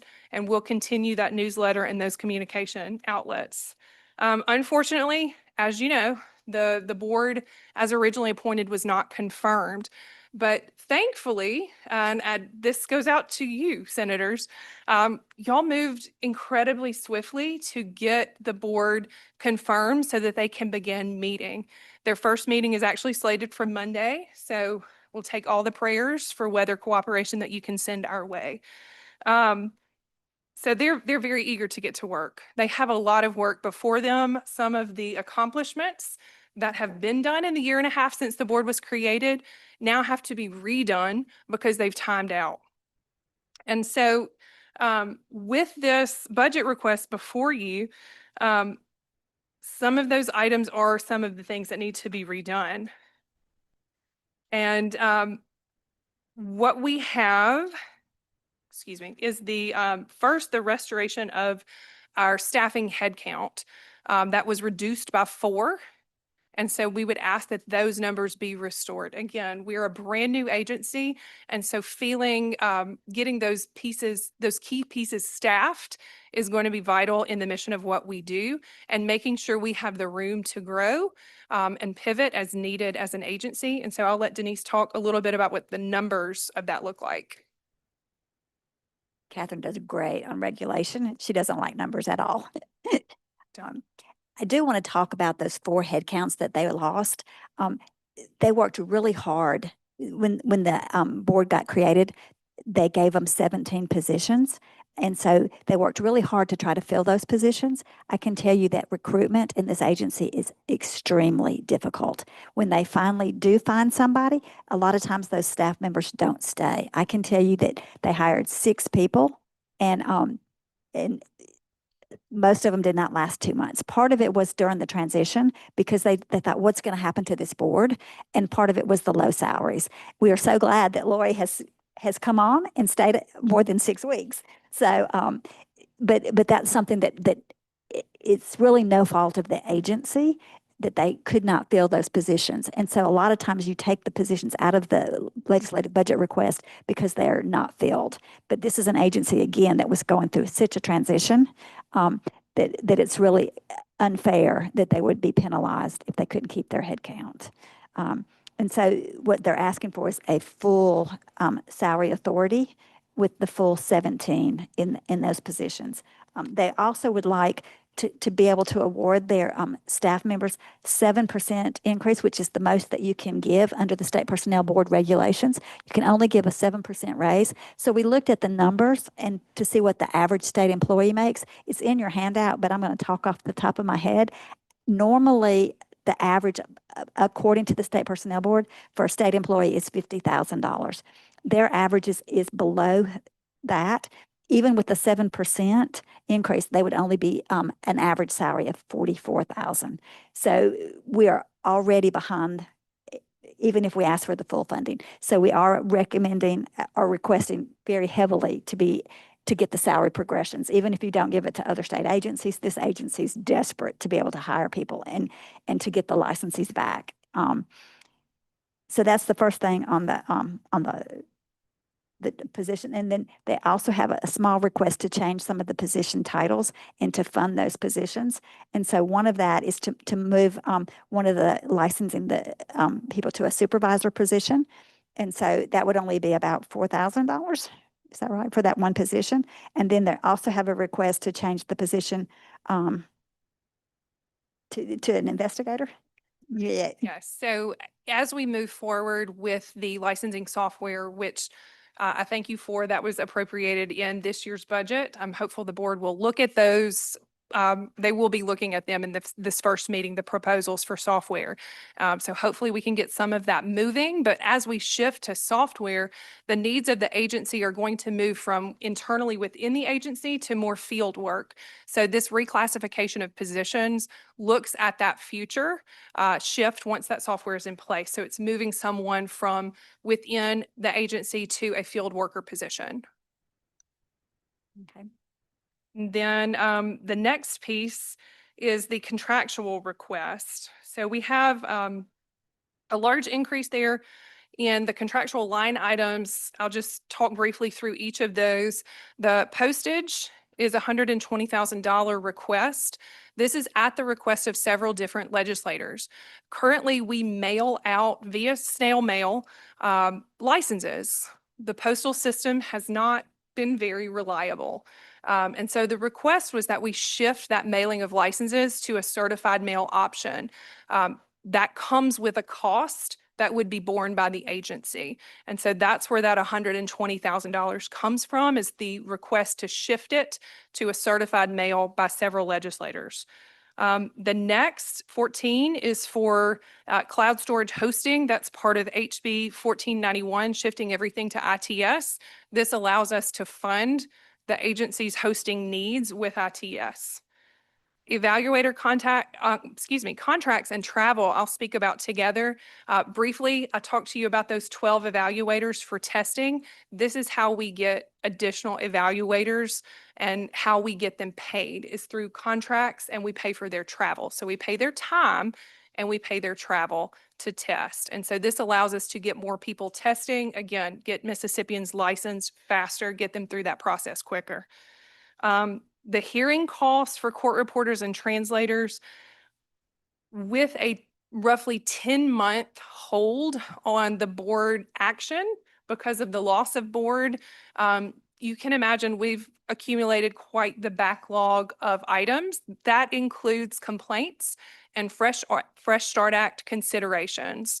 And so we're looking at about 100 of those right now that the board is going to have to sort through. So this $6,000 estimate gives the board funds that they need should some of these go to hearing. And as you can guess, out of 100, some of them are likely to. And this gives us the funds that we need to try to get some of that backlog down. And then, of course, the DFA MMRS fees is nominal at a little over $200. Can I say one thing? Yeah. So I want to just point out when she talked about the evaluators and that they're paid hourly, their hourly rate is only $15 an hour. So it's a very good cost. $15 an hour. Senator Seymour. Thank you, Madam Chairman. This is somewhat of not a formality, but being that your board has just been confirmed, they have not voted on, they have not had an emergency meeting to ratify any of this, This will be on their agenda for the 26th. And so all of this is, of course, pending board review and consideration. well, wouldn't it be more prudent that you have a emergency meeting to where we're hearing a declaration of your board to present these numbers? I mean, they'll probably be the same. They're going to go with your recommendations, but being that you haven't had a quorum for a year and some months, not Robert's rules, but your own bylaws having a quorum and this all being their recommendations, I think that's the way it should flow through. There were some requests for an emergency board meeting. Unfortunately, board member schedules did not line up. We looked at doing an emergency board meeting this week, and that was not going to be able to be accomplished because of scheduling. Again, the first board meeting is scheduled for the 26th. Hopefully weather will cooperate. They're going to kick it off with board training and then tackle some of these items, including review of this budget. And then we haven't gotten there yet in our presentation, but we can jump ahead if you want to. It's the request of Denise and myself as well to come back before you should there be any alterations, because the board hasn't reviewed this budget, and to just taking to those considerations. Madam Chairman, I'd ask that we get some legal correspondence either with the AG to see if we can accept all this at this time, the recommendations, or do you think it's prevalent? We can ask, but we're not adopting anything today. The subcommittee is meeting, and that will have to be presented to the full committee. But we may have an opportunity to receive some additional testimony. In light of some other meetings, they have to be rescheduled. Any other questions from members of the committee? Senator McCon. I've got a few here. I find it very interesting. We're asking for a 7% progression, which you even admit is the maximum out there, even though we've gone through quite a process in the last year with board members, with not confirming. And I'll be blatantly honest with you. I was one of them that said we weren't going to confirm. And I think that that was sending a message to clean this up. I'm very anxious to see what your board does on this first time. Whether they continue to move through and clean up as they should be with staff. I don't know that giving a 7% raise is what we need to be doing when we can't even say that our staff are doing what they're supposed to be doing. So I find that very interesting that's in there. Additionally, I see there's about a $4.3 million balance in there. So why are we holding so much money in reserves? We can only spend down on that balance what we're given the authority to spend. I on. understand that. So I've done this a few times. so that's where this request is coming from. But $4.3 million says that you're continuing to take in money from all of these people in the licensure, build up your kitty, and then turn around and you're not doing anything with it. You're not giving them their breaks. You're not, are you giving them free CLE credit? Are you doing anything to help your members? Because I hate to say it, y'all are just here. Y'all are just here asking for money, but those members actually run this association. It's their money that you're bringing in. It's theirs to use. And I find it very interesting that we're sitting on that much. You realize you're the biggest one out of every hearing we've had today. And we've had some, and she'll tell you, she's been in about 12 of them with me. $4 million sitting out there. Your total budget was 1.7, if I remember right, when I looked right. Yes, 1.7 was your 26 budget. Last year it was 1.4. You spent 1.097. That's multiple years that you're sitting out there. I like to see a cushion. I do. I want agencies to sit out there and have a cushion. But the fact that you're continuing to take from your members over and over and over and over and building this up to this level and not giving something back to them, that's not me telling you got spending authority. That's me telling you that your board can come in there and maybe even cut down some of the license cost. If you don't believe it, go ask realtors. They had to come in and do something several years ago because they had so much money in their account. I find it very interesting, and I find that there's multiple questions. And I really would like, Madam Chair, to hear what our board says after this, after they first meet, and what they decide to do, because that's going to determine where this agency really goes from me. I don't find that this is in good standing today for us to have this conversation, and I appreciate y'all being here, but I don't really necessarily find this good standing. Very similar to what Mr. Seymour, or Senator Seymour, has been saying. We need to see what this new board's going to do before we tell you. Of course, the good news is we're not voting on anything, right, Madam Chair? Please. Thank you. Today. That's my rant. I'm over. I think Senator Barnett may have some questions, but before, you need to let him catch his breath, perhaps. But,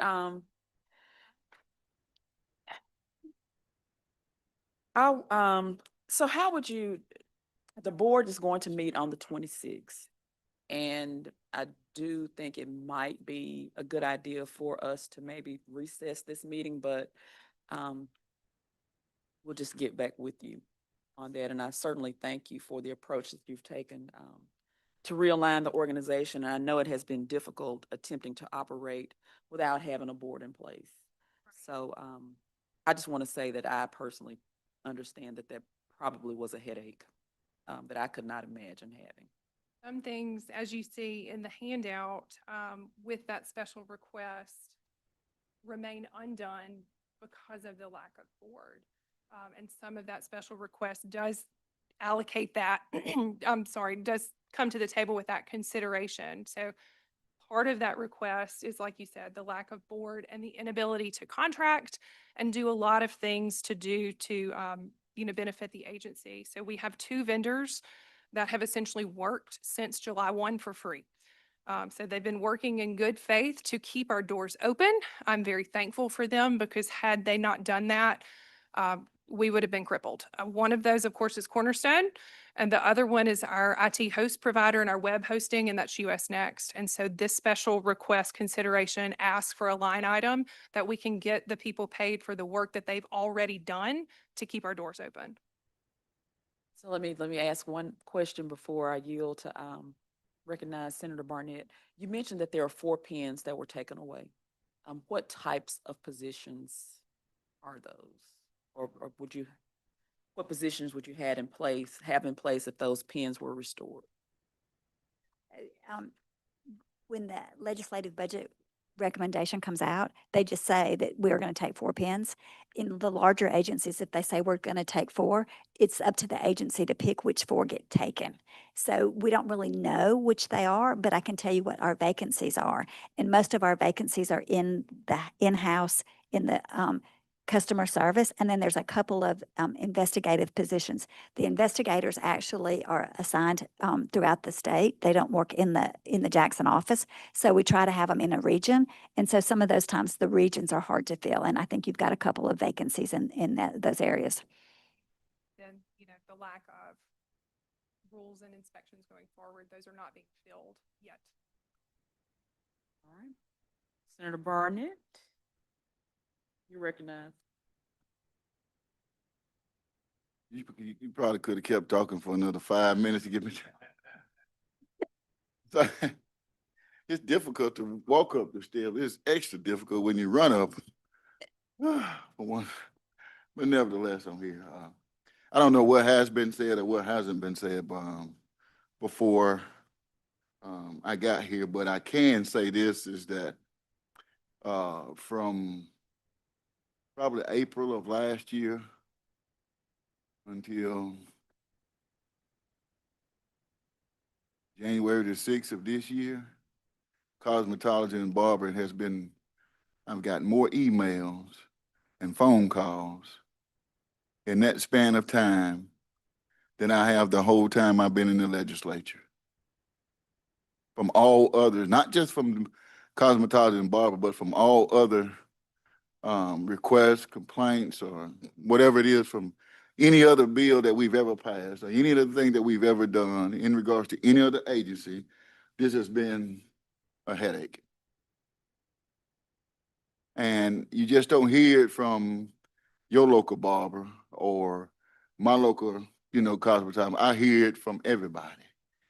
But when it started to alarm me the most is when I hear it from individuals who have taken their hard-earned money, hours of schooling, and to be told that we can't help you now, or there's no way that we're going to help you. And it makes me second guess myself as to why didn't I fight harder when the proposal was there to combine both of these boards that assured this body or this state that this was the best thing to do. And it has turned out to be a disaster. It has turned out to be a disaster. And when I look through this handout here and I see highlighted, well, it doesn't matter. But the highlights where there's increases. And I find it difficult to even think about an increase when the decrease of what this board was supposed to do, how it is decreased in its services that it said that it would provide for barbers and cosmetologists. But we're asking for more. And I find that not just with you all, but especially with you all now, because this is my headache. I don't know about the rest of my members here, but this is a headache. And it is. Because I too received calls when we were out of session, and Ms. Bell and I spoke, and she expressed with me the problem that she had with them not having a board.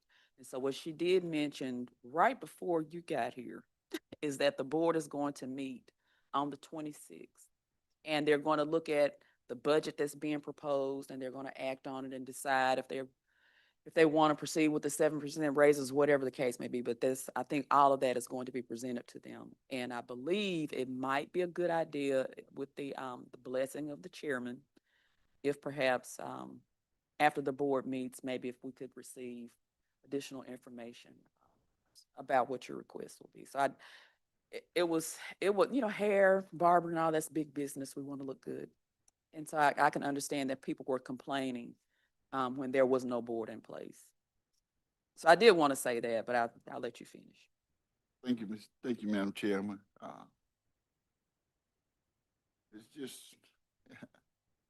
It was just,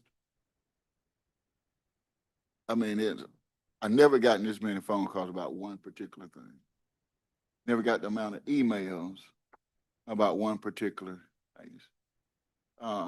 but my question is, another question, how many barbers will be on this board? How many cosmetologists are going to be on this board? And are y'all going, or and will there be something that is written to say that, because I think one of the problems is one is wanting to one up the other. And to say that we're better at doing this than you are. And I think in the middle, kind of like what we do up here in the legislature, where one body is figured that they're no more than the other one, and then in the middle is the people that we represent are the ones that are the casualties of the war that we are having. And so my question is, who's going to be? I mean, are y'all going to work together so that you all don't have the same casualty rate that we have as legislators? My, from my seat, I can speak from that, and not having met with all of the board members in person yet. The word for the going forward is unity. We are one agency with one mission, one focus, and we have to move forward as one. So the board, as you know, is already appointed. We have 4 barbers. One of those 4 is a duly licensed barber and cosmetologist. And so it's a pretty even split between licensees, and working together again as one for Mississippi to move that forward is what they're going to be tasked with doing. Are the members of this board, are they still barbers and cosmetologists, or are these retired people who may or may not get out to do those things that are required of them to do? As far as I know, they are all still active in the profession. I'm not aware of any retirees. I think this was a lot of the problems that we was having before, and that's what has gotten us to where we are now. It's because lack of work and those type of things that was being done by those who were members of, whether it was barbering or cosmetologist. So that's my question. How regular do you all plan to report anything, like the updates and all these things to the legislative body, whether it may be to the lieutenant governor, the governor? I think I hope I'm asking the right question. Or is there any room for peer, since we've having all of these problems? Is there any room for peer to also look into this department like they do others and submit a report based on what they see and their findings? I think that would help a lot too, is to make sure that we have other eyes, like we do with the department, like with the department that I chair, which is corrections. They give an update, and then a lot of times it's a whole lot different than what the department is telling me, because I understand the departments will tell me, what I want to hear, or things that they think that I may like to hear, but when I look at the peer report, they're not the same. So I'm asking, is there the possibility of making sure that we can have eyes like have here to make sure that things are going in the right direction? That, of course, would be a question for y'all to put in place. I will say transparency and communication was one of the challenges that this agency walked into when it was newly created, because we had no way to effectively communicate with licensees. We've worked over the past year since I've been there to remedy that, and we'll continue to move forward to make sure our licensees know what the board is doing, and we're as transparent in that process as possible. The ask to the board as far as meeting schedule will be a once-a-month meeting in person with a virtual meeting at the middle of the month. Of course, any meeting schedule will be subject to the board's setting, but that's what's going to be asked of them. We, as an office and as an agency, send out a newsletter. So when the board meets, the licensees will get a newsletter to know what the board is doing. We also, as an agency, have been asked to meet with the Senate Public Health and Welfare Committee as a board to make sure what this board does going forward matches up with what the Senate is asking to see from them. And so those oversights are already in place, but of course, if more reporting is requested, I'll be glad to see what we need to do to get that accomplished. May I ask, may I just say one thing? The peer committee actually did a complete review of the Board of Cosmetology about 4 years ago. So there is a peer report, but that was before the transition into, to have them together. Yeah, but most of our agencies now, we have a peer report. What is it, every quarter? Yeah, that's, you have the prerogative to submit the issue to peer.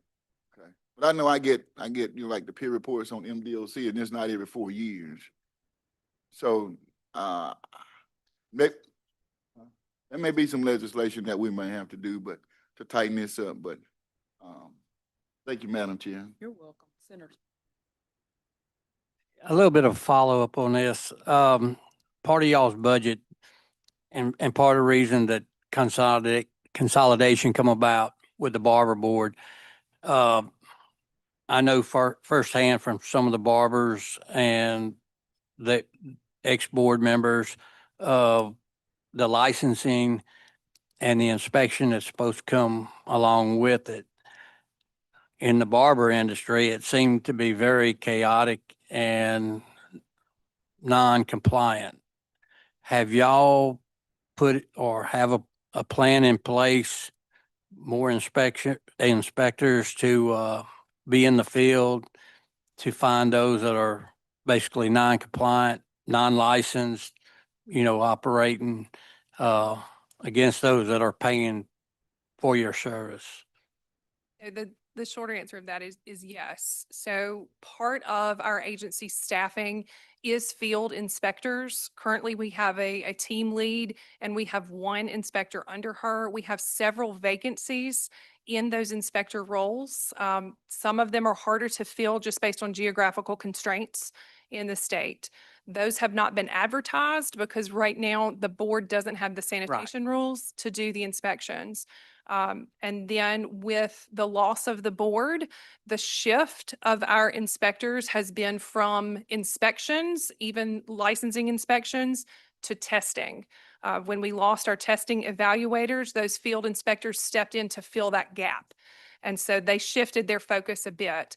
But yes, once everything gets rolling again, that is absolutely a key component of what this agency does, is an organized approach to inspections that follows the rules and makes sure the inspectors are looking for the things that the board puts in place, and not their own whim.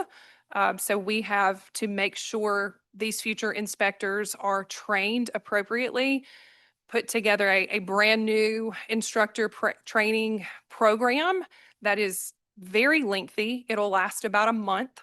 And it's very in-depth to make sure when an inspector is out on their own, they're doing what they're supposed to, and we won't end up in a situation like we did in April of 24 down in South Mississippi. And so we've taken steps to revamp that whole training process to make sure that that's tighter. Thank you. Are there any other questions from the members of the committee? I have one last question. Reviewing your narrative, I think it said that the agency attempts to accommodate applicant, yes, ADA. So what efforts are you doing to assist?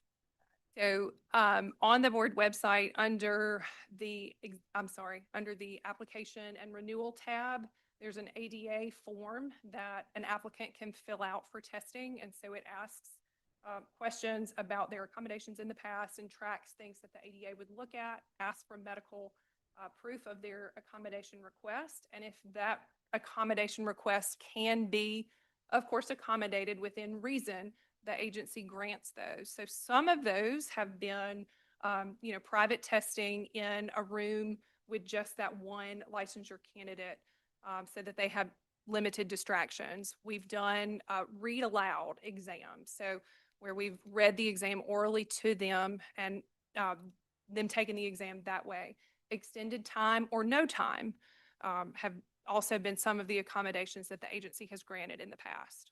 So would that require medical certification perhaps if Yes, the ma'am. applicant has an IEP or Yes, ma'am. dyslexic? An IEP would absolutely qualify, and that's asked that they provide that documentation as part of their accommodations history. And so it's in that form. I'll be glad to get you a copy of that form if you need to look at it. It's just a question. Okay. Are there any other questions? So we will, I guess, get clarification from the Chair of Appropriations if we need to invite you back.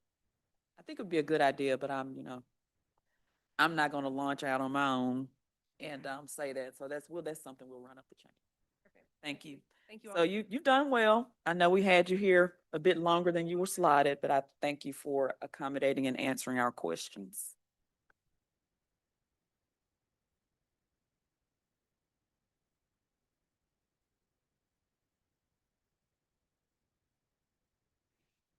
Are we back on schedule now? Well, they moved them up early, so who we have? Veterans. Okay. Thank you. Thank you. Veterans Home Purchase Board.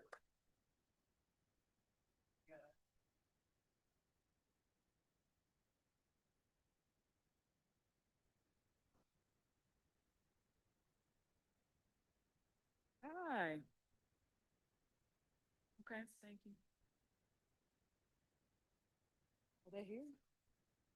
Are they here? Are they here?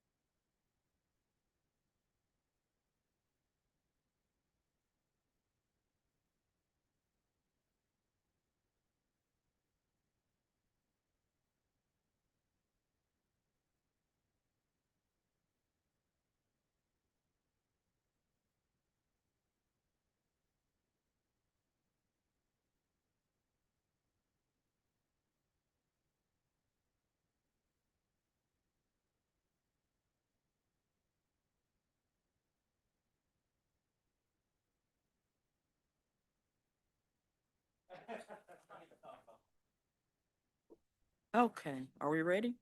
We'll begin our next hearing from the Veterans Home Purchase Board. You have the floor.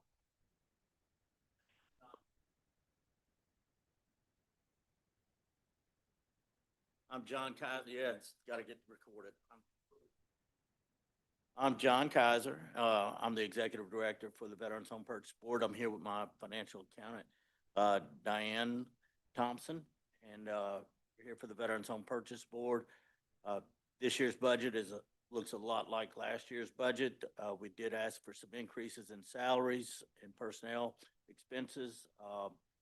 Our HR director is not here with us today, but she and I have been working over the last couple of years trying to draft and create positions specific to our agency, and we're hoping to get those done in this next year with salaries specific to those positions. So what we're looking at right now is we've just got standard state personnel board positions for the agency that we use. And what we run into is those salaries are not commensurate with the private sector. So we have a hard time not only filling positions, but keeping those positions filled with qualified people.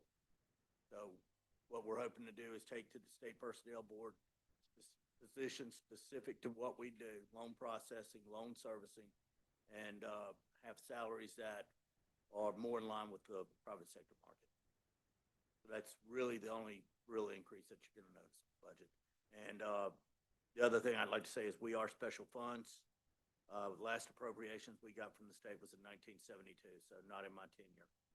So we don't anticipate needing any money from the state. Looking to permission to spend our own. Any questions from the members of the committee? Senator McCon?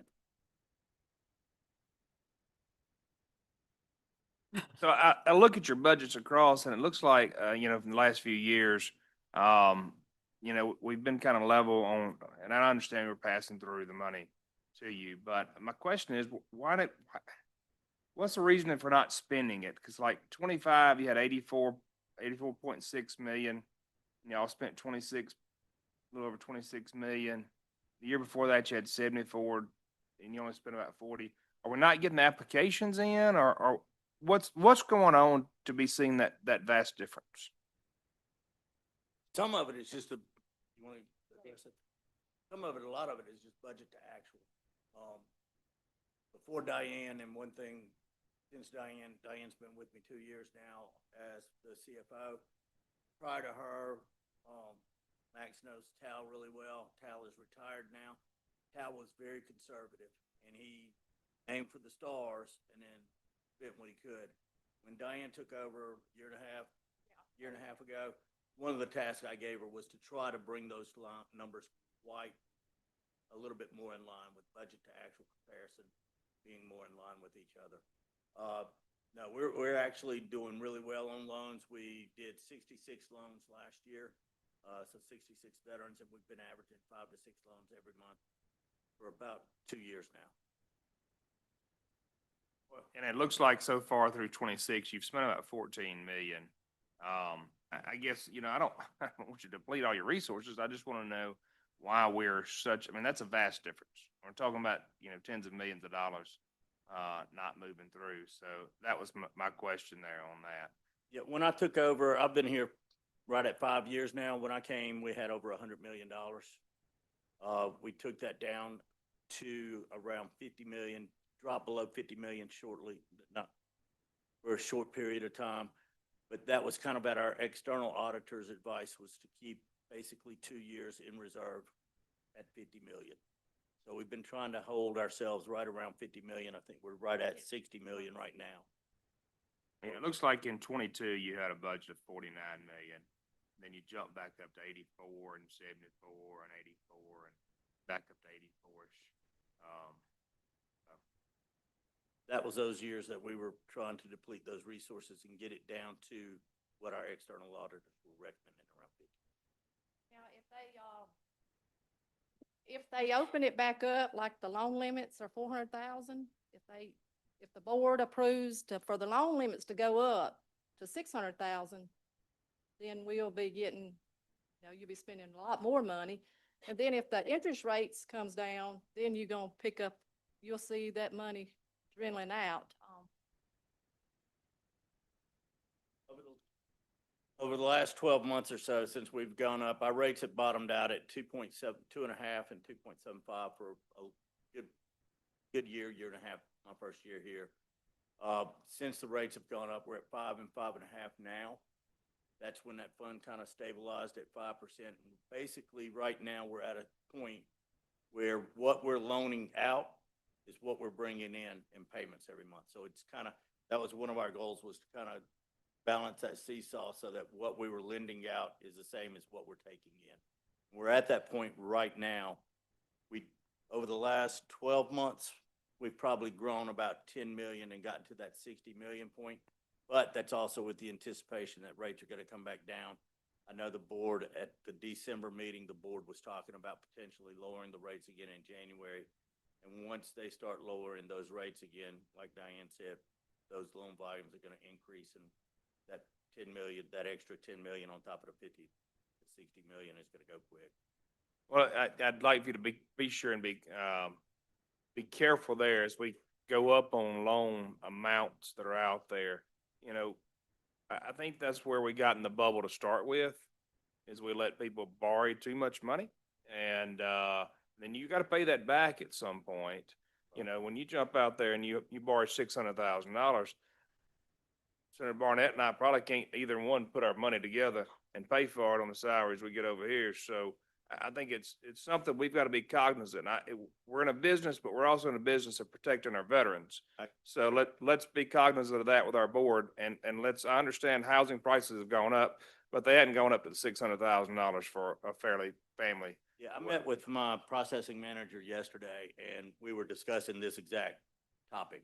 And she stated that she's okay with the board lowering the rate right now because the market private sector rates are coming down. So she recognizes that gap between what we're charging and what the private sector part is really narrow right now. So she's good with lowering, but she specifically said they don't need to raise the loan amount. The 400,000 is very comfortable. It allows us to, I've got a veteran that I sent to the board today. It was 25 years old, and it's a young kid that's done everything that when I was in the military and when I was in the National Guard, he's done everything that we've asked him to do. He's deployed, he's saved his money, he's got a nice nest egg to make a down payment, and he's 25, he's buying a $300,000 house. I would not want to see that kid, like you're saying, go and buy a $550,000 or try it. He would probably qualify for it. His debt to income is only 19% on what he's purchasing, and I think he's in a real. It's a sweet spot. 400,000 has been working really well for us, and again, it's enabled us to balance that seesaw that we've got, where the money going out and the money coming in is pretty much stable. That we're able to kind of makes the budget a lot easier to manage. So. Any other questions, members of the committee? So you're short 3 pens, is that?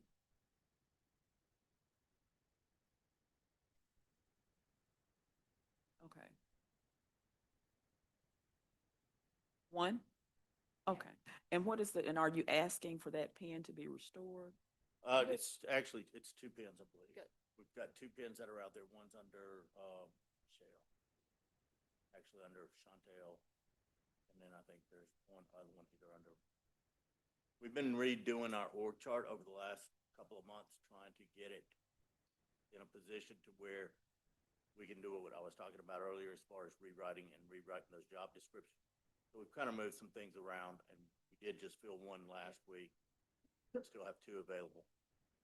Which did you fill last? The position we just filled was for a project manager, and that's to kind of manage projects going forward.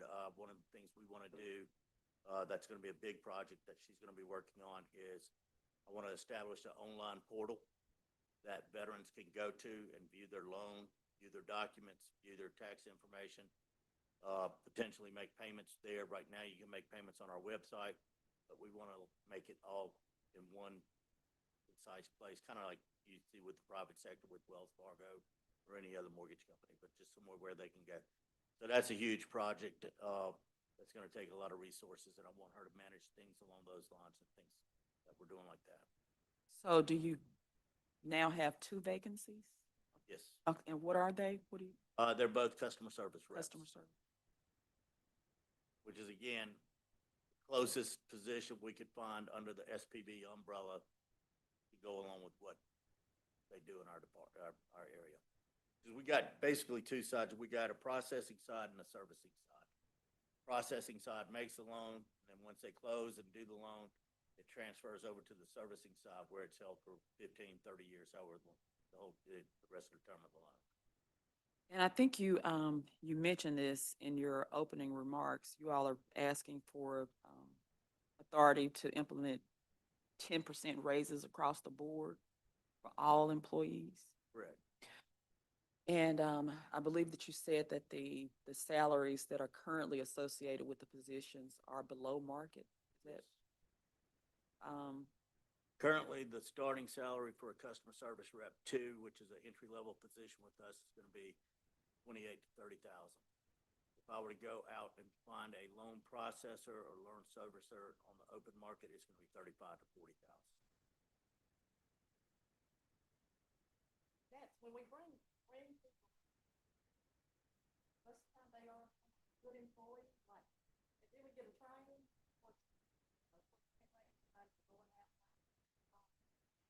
So once we get them trained, they leave us, then we back to square one. And most of them come to us with no processing history. They've never processed a loan. Some of them might not even have a mortgage loan. And like Diane said, we teach them, we train them, we show them, they learn everything. Now they've got a valuable skill that they can take to the private sector. Some often make $10,000, $15,000 a year more. so how would you describe your rate of turnover? It's stabilized some over the last 6 to 9 months. Before that, it was high. It's the only word I could use to describe it. Are there any other questions? Senator Seymour? Thank you, Madam Chairman. You don't think you could put a clause in there when you hire them as far as non-compete for a year or two? I don't know if we can do that, because we go through State Personnel Board, and they would be the ones probably have to do that. They could be the one to answer that. Thank you. Any other questions? Analysts? Thank you all for being here today. Thank y'all. Thank y'all, I appreciate it. No, you.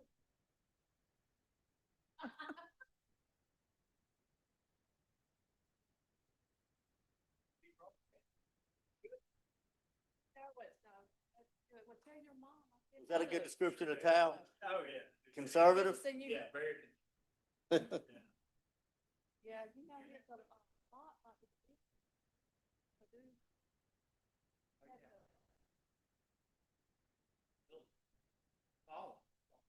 we've got a lot of settling. Yeah. They just built the fire station like door. Really, as they were doing the construction, they had the steamroller out there. Our building, like, I wouldn't have thought it. We survived it. Thank y'all. Thank y'all.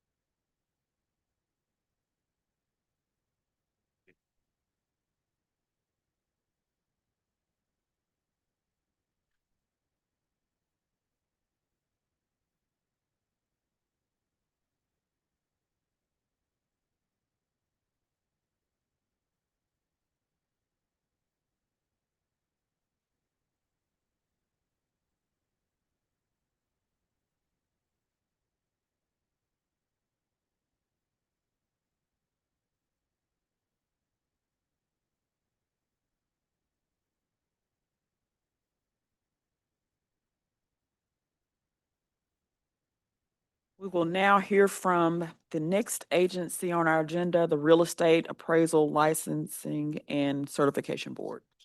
Yes, ma'am. Thank you for having us today. I'm Ed Neely. I'm the director, and this is Caroline Jacobs. She's our accountant.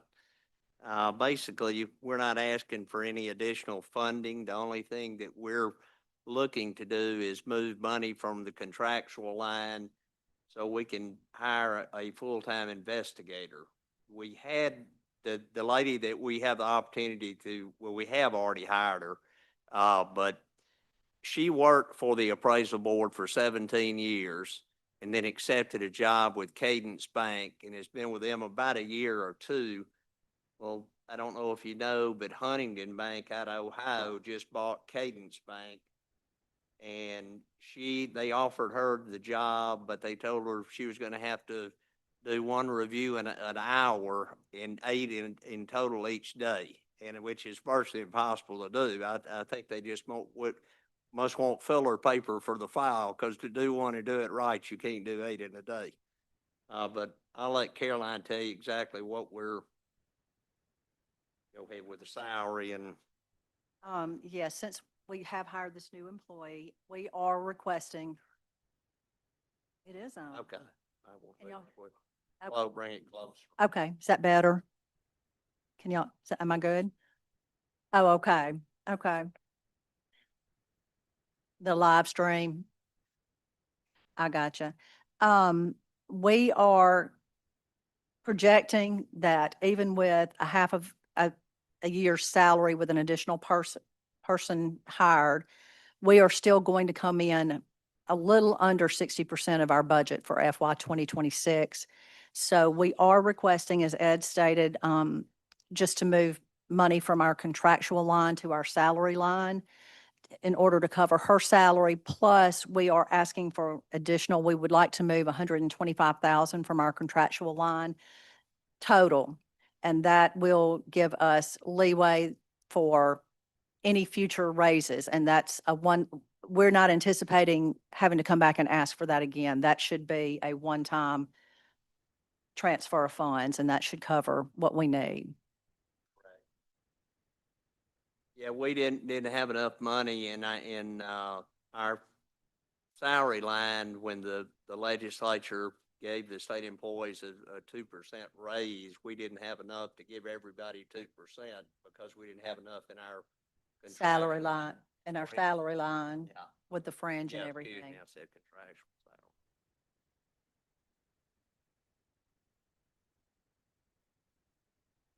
But the thing about the investigator that we're hiring as well, besides investigation, she will be helping Michelle because she knows everything. Michelle is our processor, does all the applications, et cetera.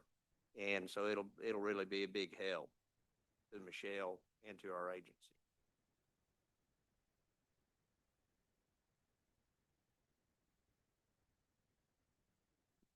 Does that conclude your presentation? Yes, ma'am. Okay.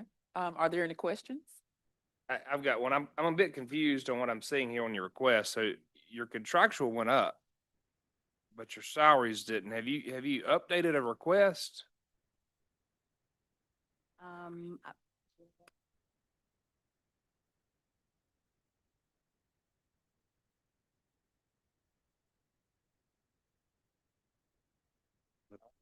Not on our request.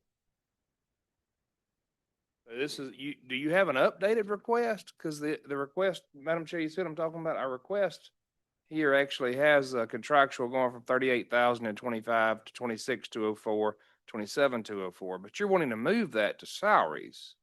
Is that right? For FY 2027, yes, sir. 2027, but it still doesn't change what we've got here on our request. My request for you is still got salaries at 378, which was the same thing as your estimate from 20. Yes, sir. When I entered this budget last summer, that was, Do you we were- have an updated? no, sir, we have not done that in the system yet. Yeah, they didn't. We met with the personnel board in the legislative budget office, and they didn't tell us that we needed to do that. So I guess explain exactly what you're attempting to do. So for FY 2027, as you'll see, we have $204,481 allotted for on our contractual line.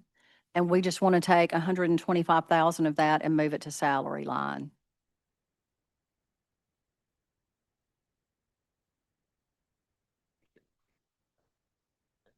Yeah, so I mean, Yeah, if Well, you need to, I mean. no, I don't, but actually, once you enter it and Elbow approves it, it's locked. I'm really not sure if I can go in. Concerned about Elba, I'm more concerned about, she's gonna be your advocate, Madam Chair here.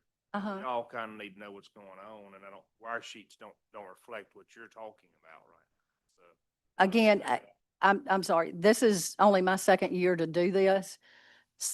This budget hearing, and like I said, when we met with Elbow, they didn't tell us that we needed to go in and update the budget, or I definitely would have. Well, I'm sure we'll have to get together after today's meeting.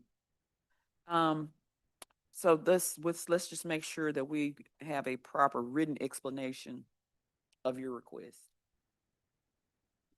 Give everybody one vote.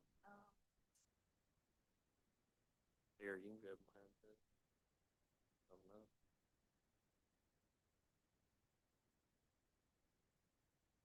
Use your phone number on here.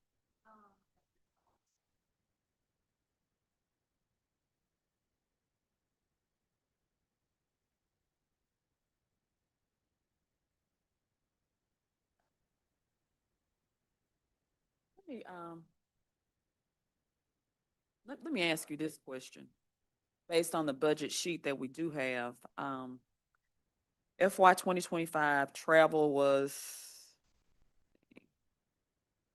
at, no, that's not this is what I really want to know, your equipment. FY 2025, your equipment was shown as 9,900. And then for 26, it appears going forward, that has increased to $50,000. What's reflected there? That's short, isn't it? Have you all purchased We have, software, or are there any other? we have purchased some software. We have purchased a new copier. We have purchased new fingerprint equipment. We have to do background checks on all of our licensees and applicants. And we did just recently purchase fingerprint equipment and software for that also.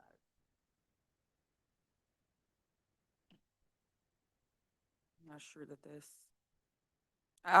we'll have to look at it because that's a question for me.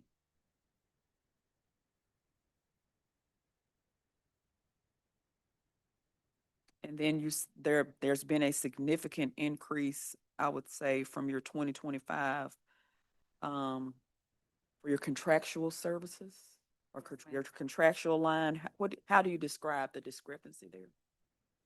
We were working with the budget that we were approved for last year.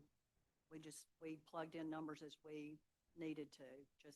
We had Danielle that we've now hired as on contract, so we had her as a contractual employee. We also had two different contractual IT contracts. So we just had we had more expenses in contractual that we were expecting. It should be non-existent after this. I mean, we'll have no need. The only thing that we'll have contractual with will be next step, our computer fee. And that's why we were wanting to pull from contractual and move it into salaries, because we do have enough in contractual that we would be able to do this. And there's also an increase in your travel request, is that? No, ma'am, actually travel has been the same. Well, I guess there's I would say a rather significant jump in the travel from 2025 up until now, but it appears as though that your members will be going to conferences. Yes, ma'am. Yes, ma'am. Our board members, we have a national conference coming up in April. And you have it twice a year. Twice a year. Association of Appraiser Regulatory Official. And we have 5 board members, so we are anticipating that it's in San Diego, so we're anticipating that they will be going. Are there any other questions? Senator McCon. Madam Chair, and I'm sorry, I'm just trying to work through this in my head since we've had changes. You're moving your contractual number down on your request.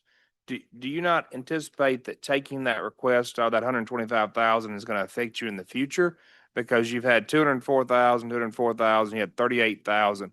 How much do you have to have in contractual to operate?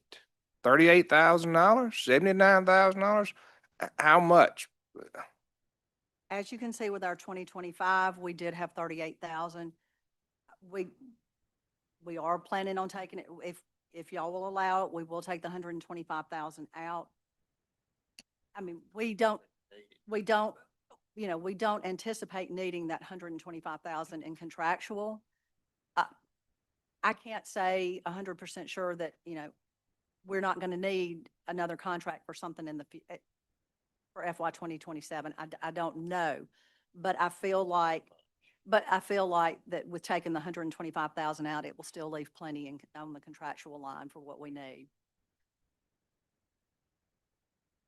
Senator Barnett. Thank you. As a former mayor and now legislature, I've never had anyone to say, let me take some money from one and put it to another, because I don't think I would use it. My thing is, I think the Madam Chair was maybe kind of hinting on this a little bit ago when she said we will have to come back and talk about this. I think that you all may want to consider exactly what you're saying here when you're talking about taking something away, because when the world that we live in with IT and all of these other things and things changes, I think it'll be harder to come back and to say, okay, then we're going to need this, versus just asking for an increase in a monetary amount to make sure that we can take care of the salary increases that you're asking for, like most agencies do. I just don't want you to. I understand what you're saying, but I don't want you to hurt yourself in the meantime, because, in the long run, and to come back and you actually, for something that you couldn't foresee, and you come back and say, hey, we need this money for this. So, I hope I'm saying this the right way, Madam Chair. But I think you really need to think on that part, before that be your final decision on this budget request.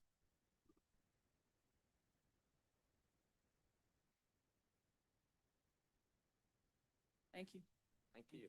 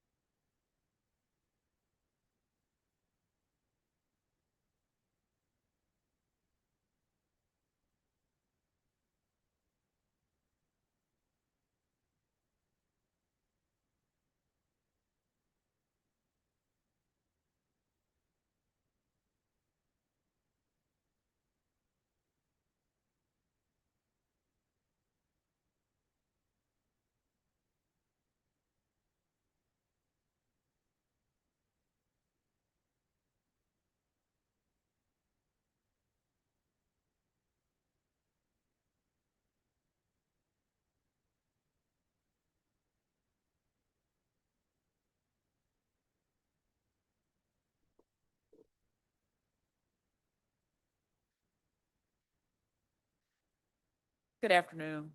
And so we will now proceed with our last hearing for the day, which is the Real Estate Commission, and you have the floor.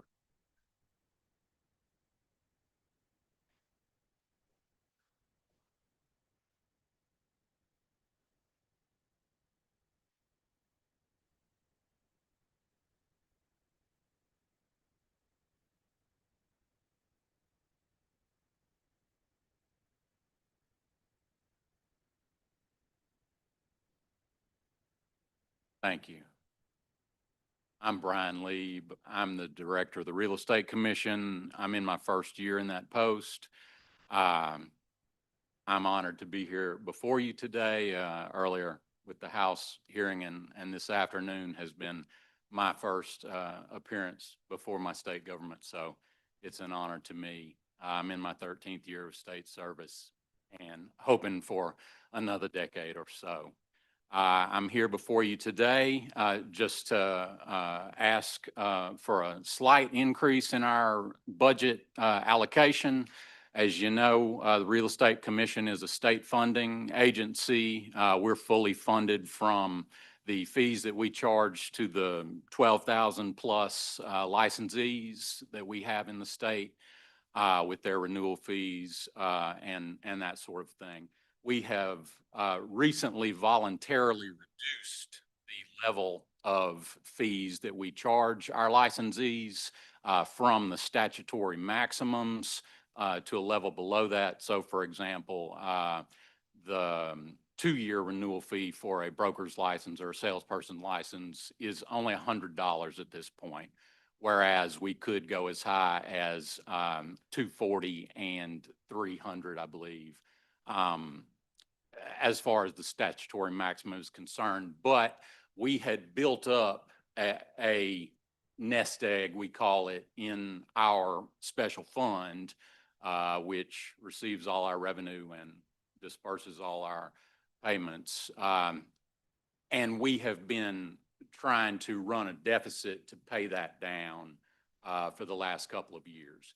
It is now down to 2.6 million, and a couple of more years of our burn rate, which is right now averaging about $400,000 per year, that our expenses are greater than our revenues. We'll take that down to about close, a little below the 2 million mark, which is about 1 year of our budget, which for safety's sake is where we would like to see it maintained.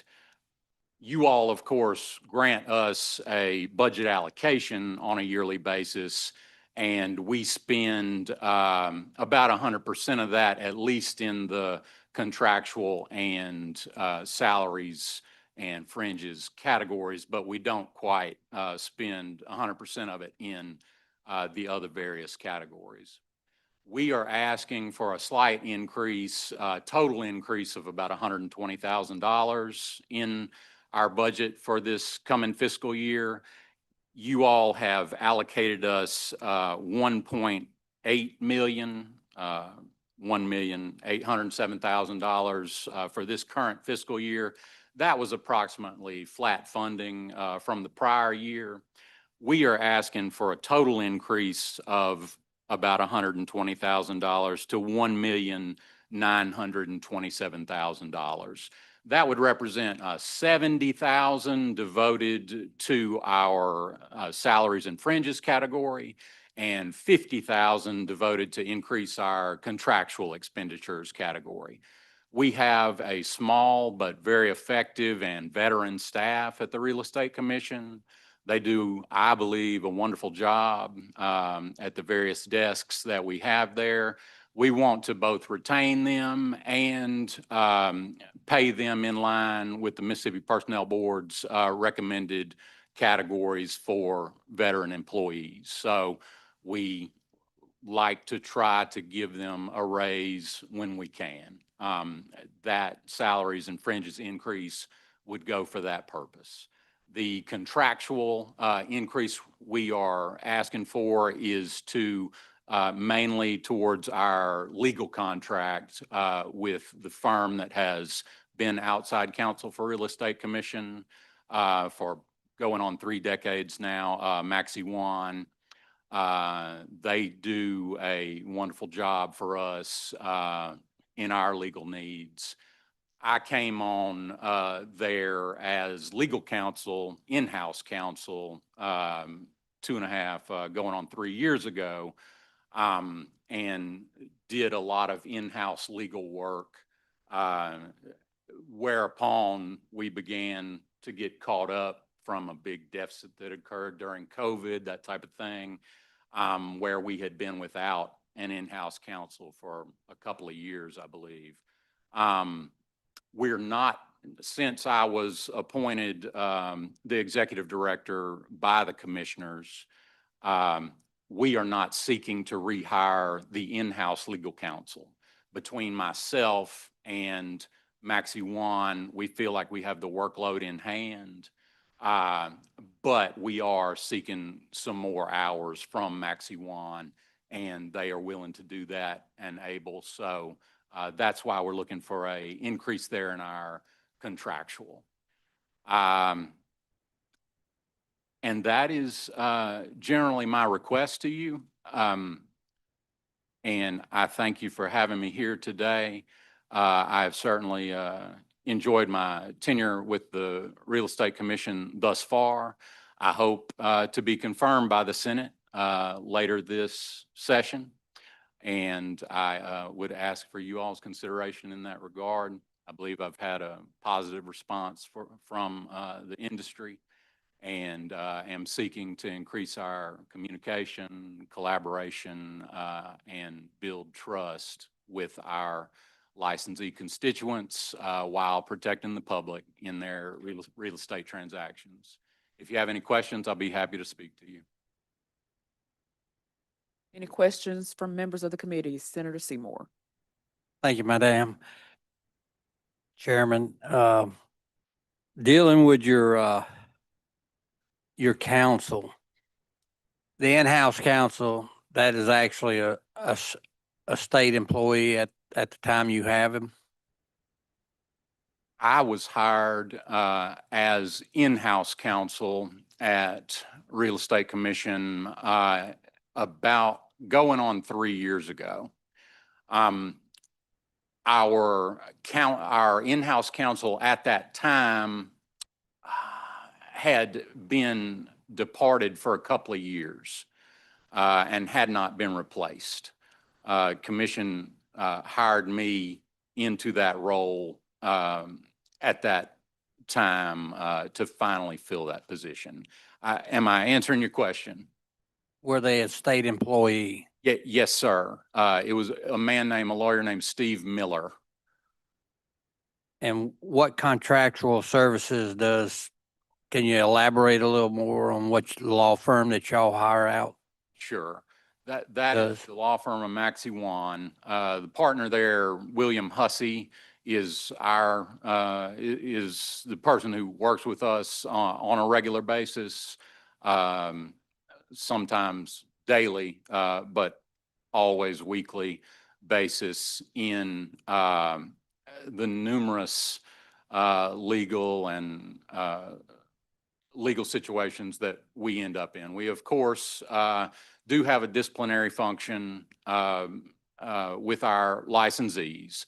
We field complaints from the public when they have issues with their real estate transaction or otherwise have a problem with licensees. And we have a process by which we analyze and either choose to dismiss or pursue those.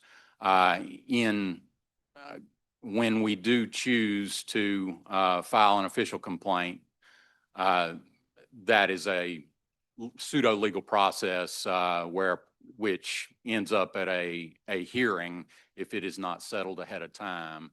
And there is a lot of, I would say, pleadings and things of that nature that have to be drafted, that type of thing.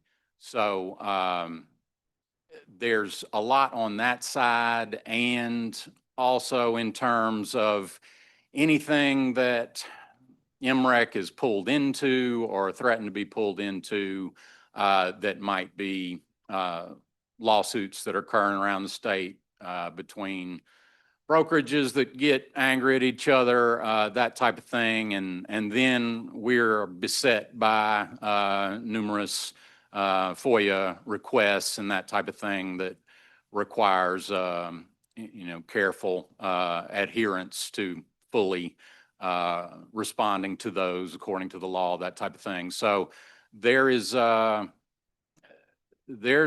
laundry list of work that occurs on a regular basis. We do issue cease and desist letters to unlicensed practitioner, people who try to practice without a license, that type of thing. On occasion, we will go to court to attempt to enjoin them from unlicensed practice. So we do feel that we're provided valuable counsel by Maxie Wan, and the commissioners certainly feel that Maxie Wan provides valuable counsel, and we would look to maintain that. So you're pretty much set with them. You don't feel that in-house counsel is a fair representation for your commission? I understand your question. We could, I don't know what the outcome would be. I would suggest to you that we would muddle along in a much less effective manner if we hired in, an in-house counsel at this point, a lawyer of some experience, such as myself when I was hired going on 3 years ago, but not with the decades of experience with the Real Estate Commission that can be brought to bear by Maxie Wan. They are very fluent with all of our history, our processes, and that type of thing, which is, I think, irreplaceable. So that's, I hope, a fair answer to your question. Thank you, sir. Thank you, Mr. Chairman. So the fact that you all have decided to now rely upon Mr. Wan and his Mr. Hussey is our Hussey. chief actor, yes. is that really because of your position with the agency, now that you have been, I guess, promoted to executive director, with you being an attorney? Will you be performing some of these legal services too? I certainly will have my hand in them. It was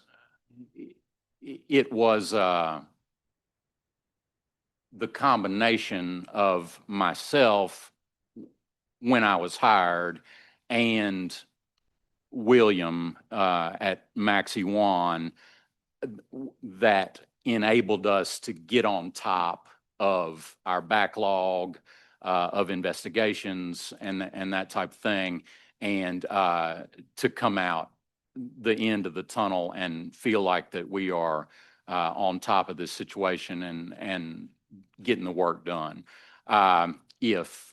And yes, I will continue to have a hand in the legal and legal adjacent functions and processes there. And at this point, I believe that that being able to do that in combination with administrative duties as executive director is something that is both possible and working out well. So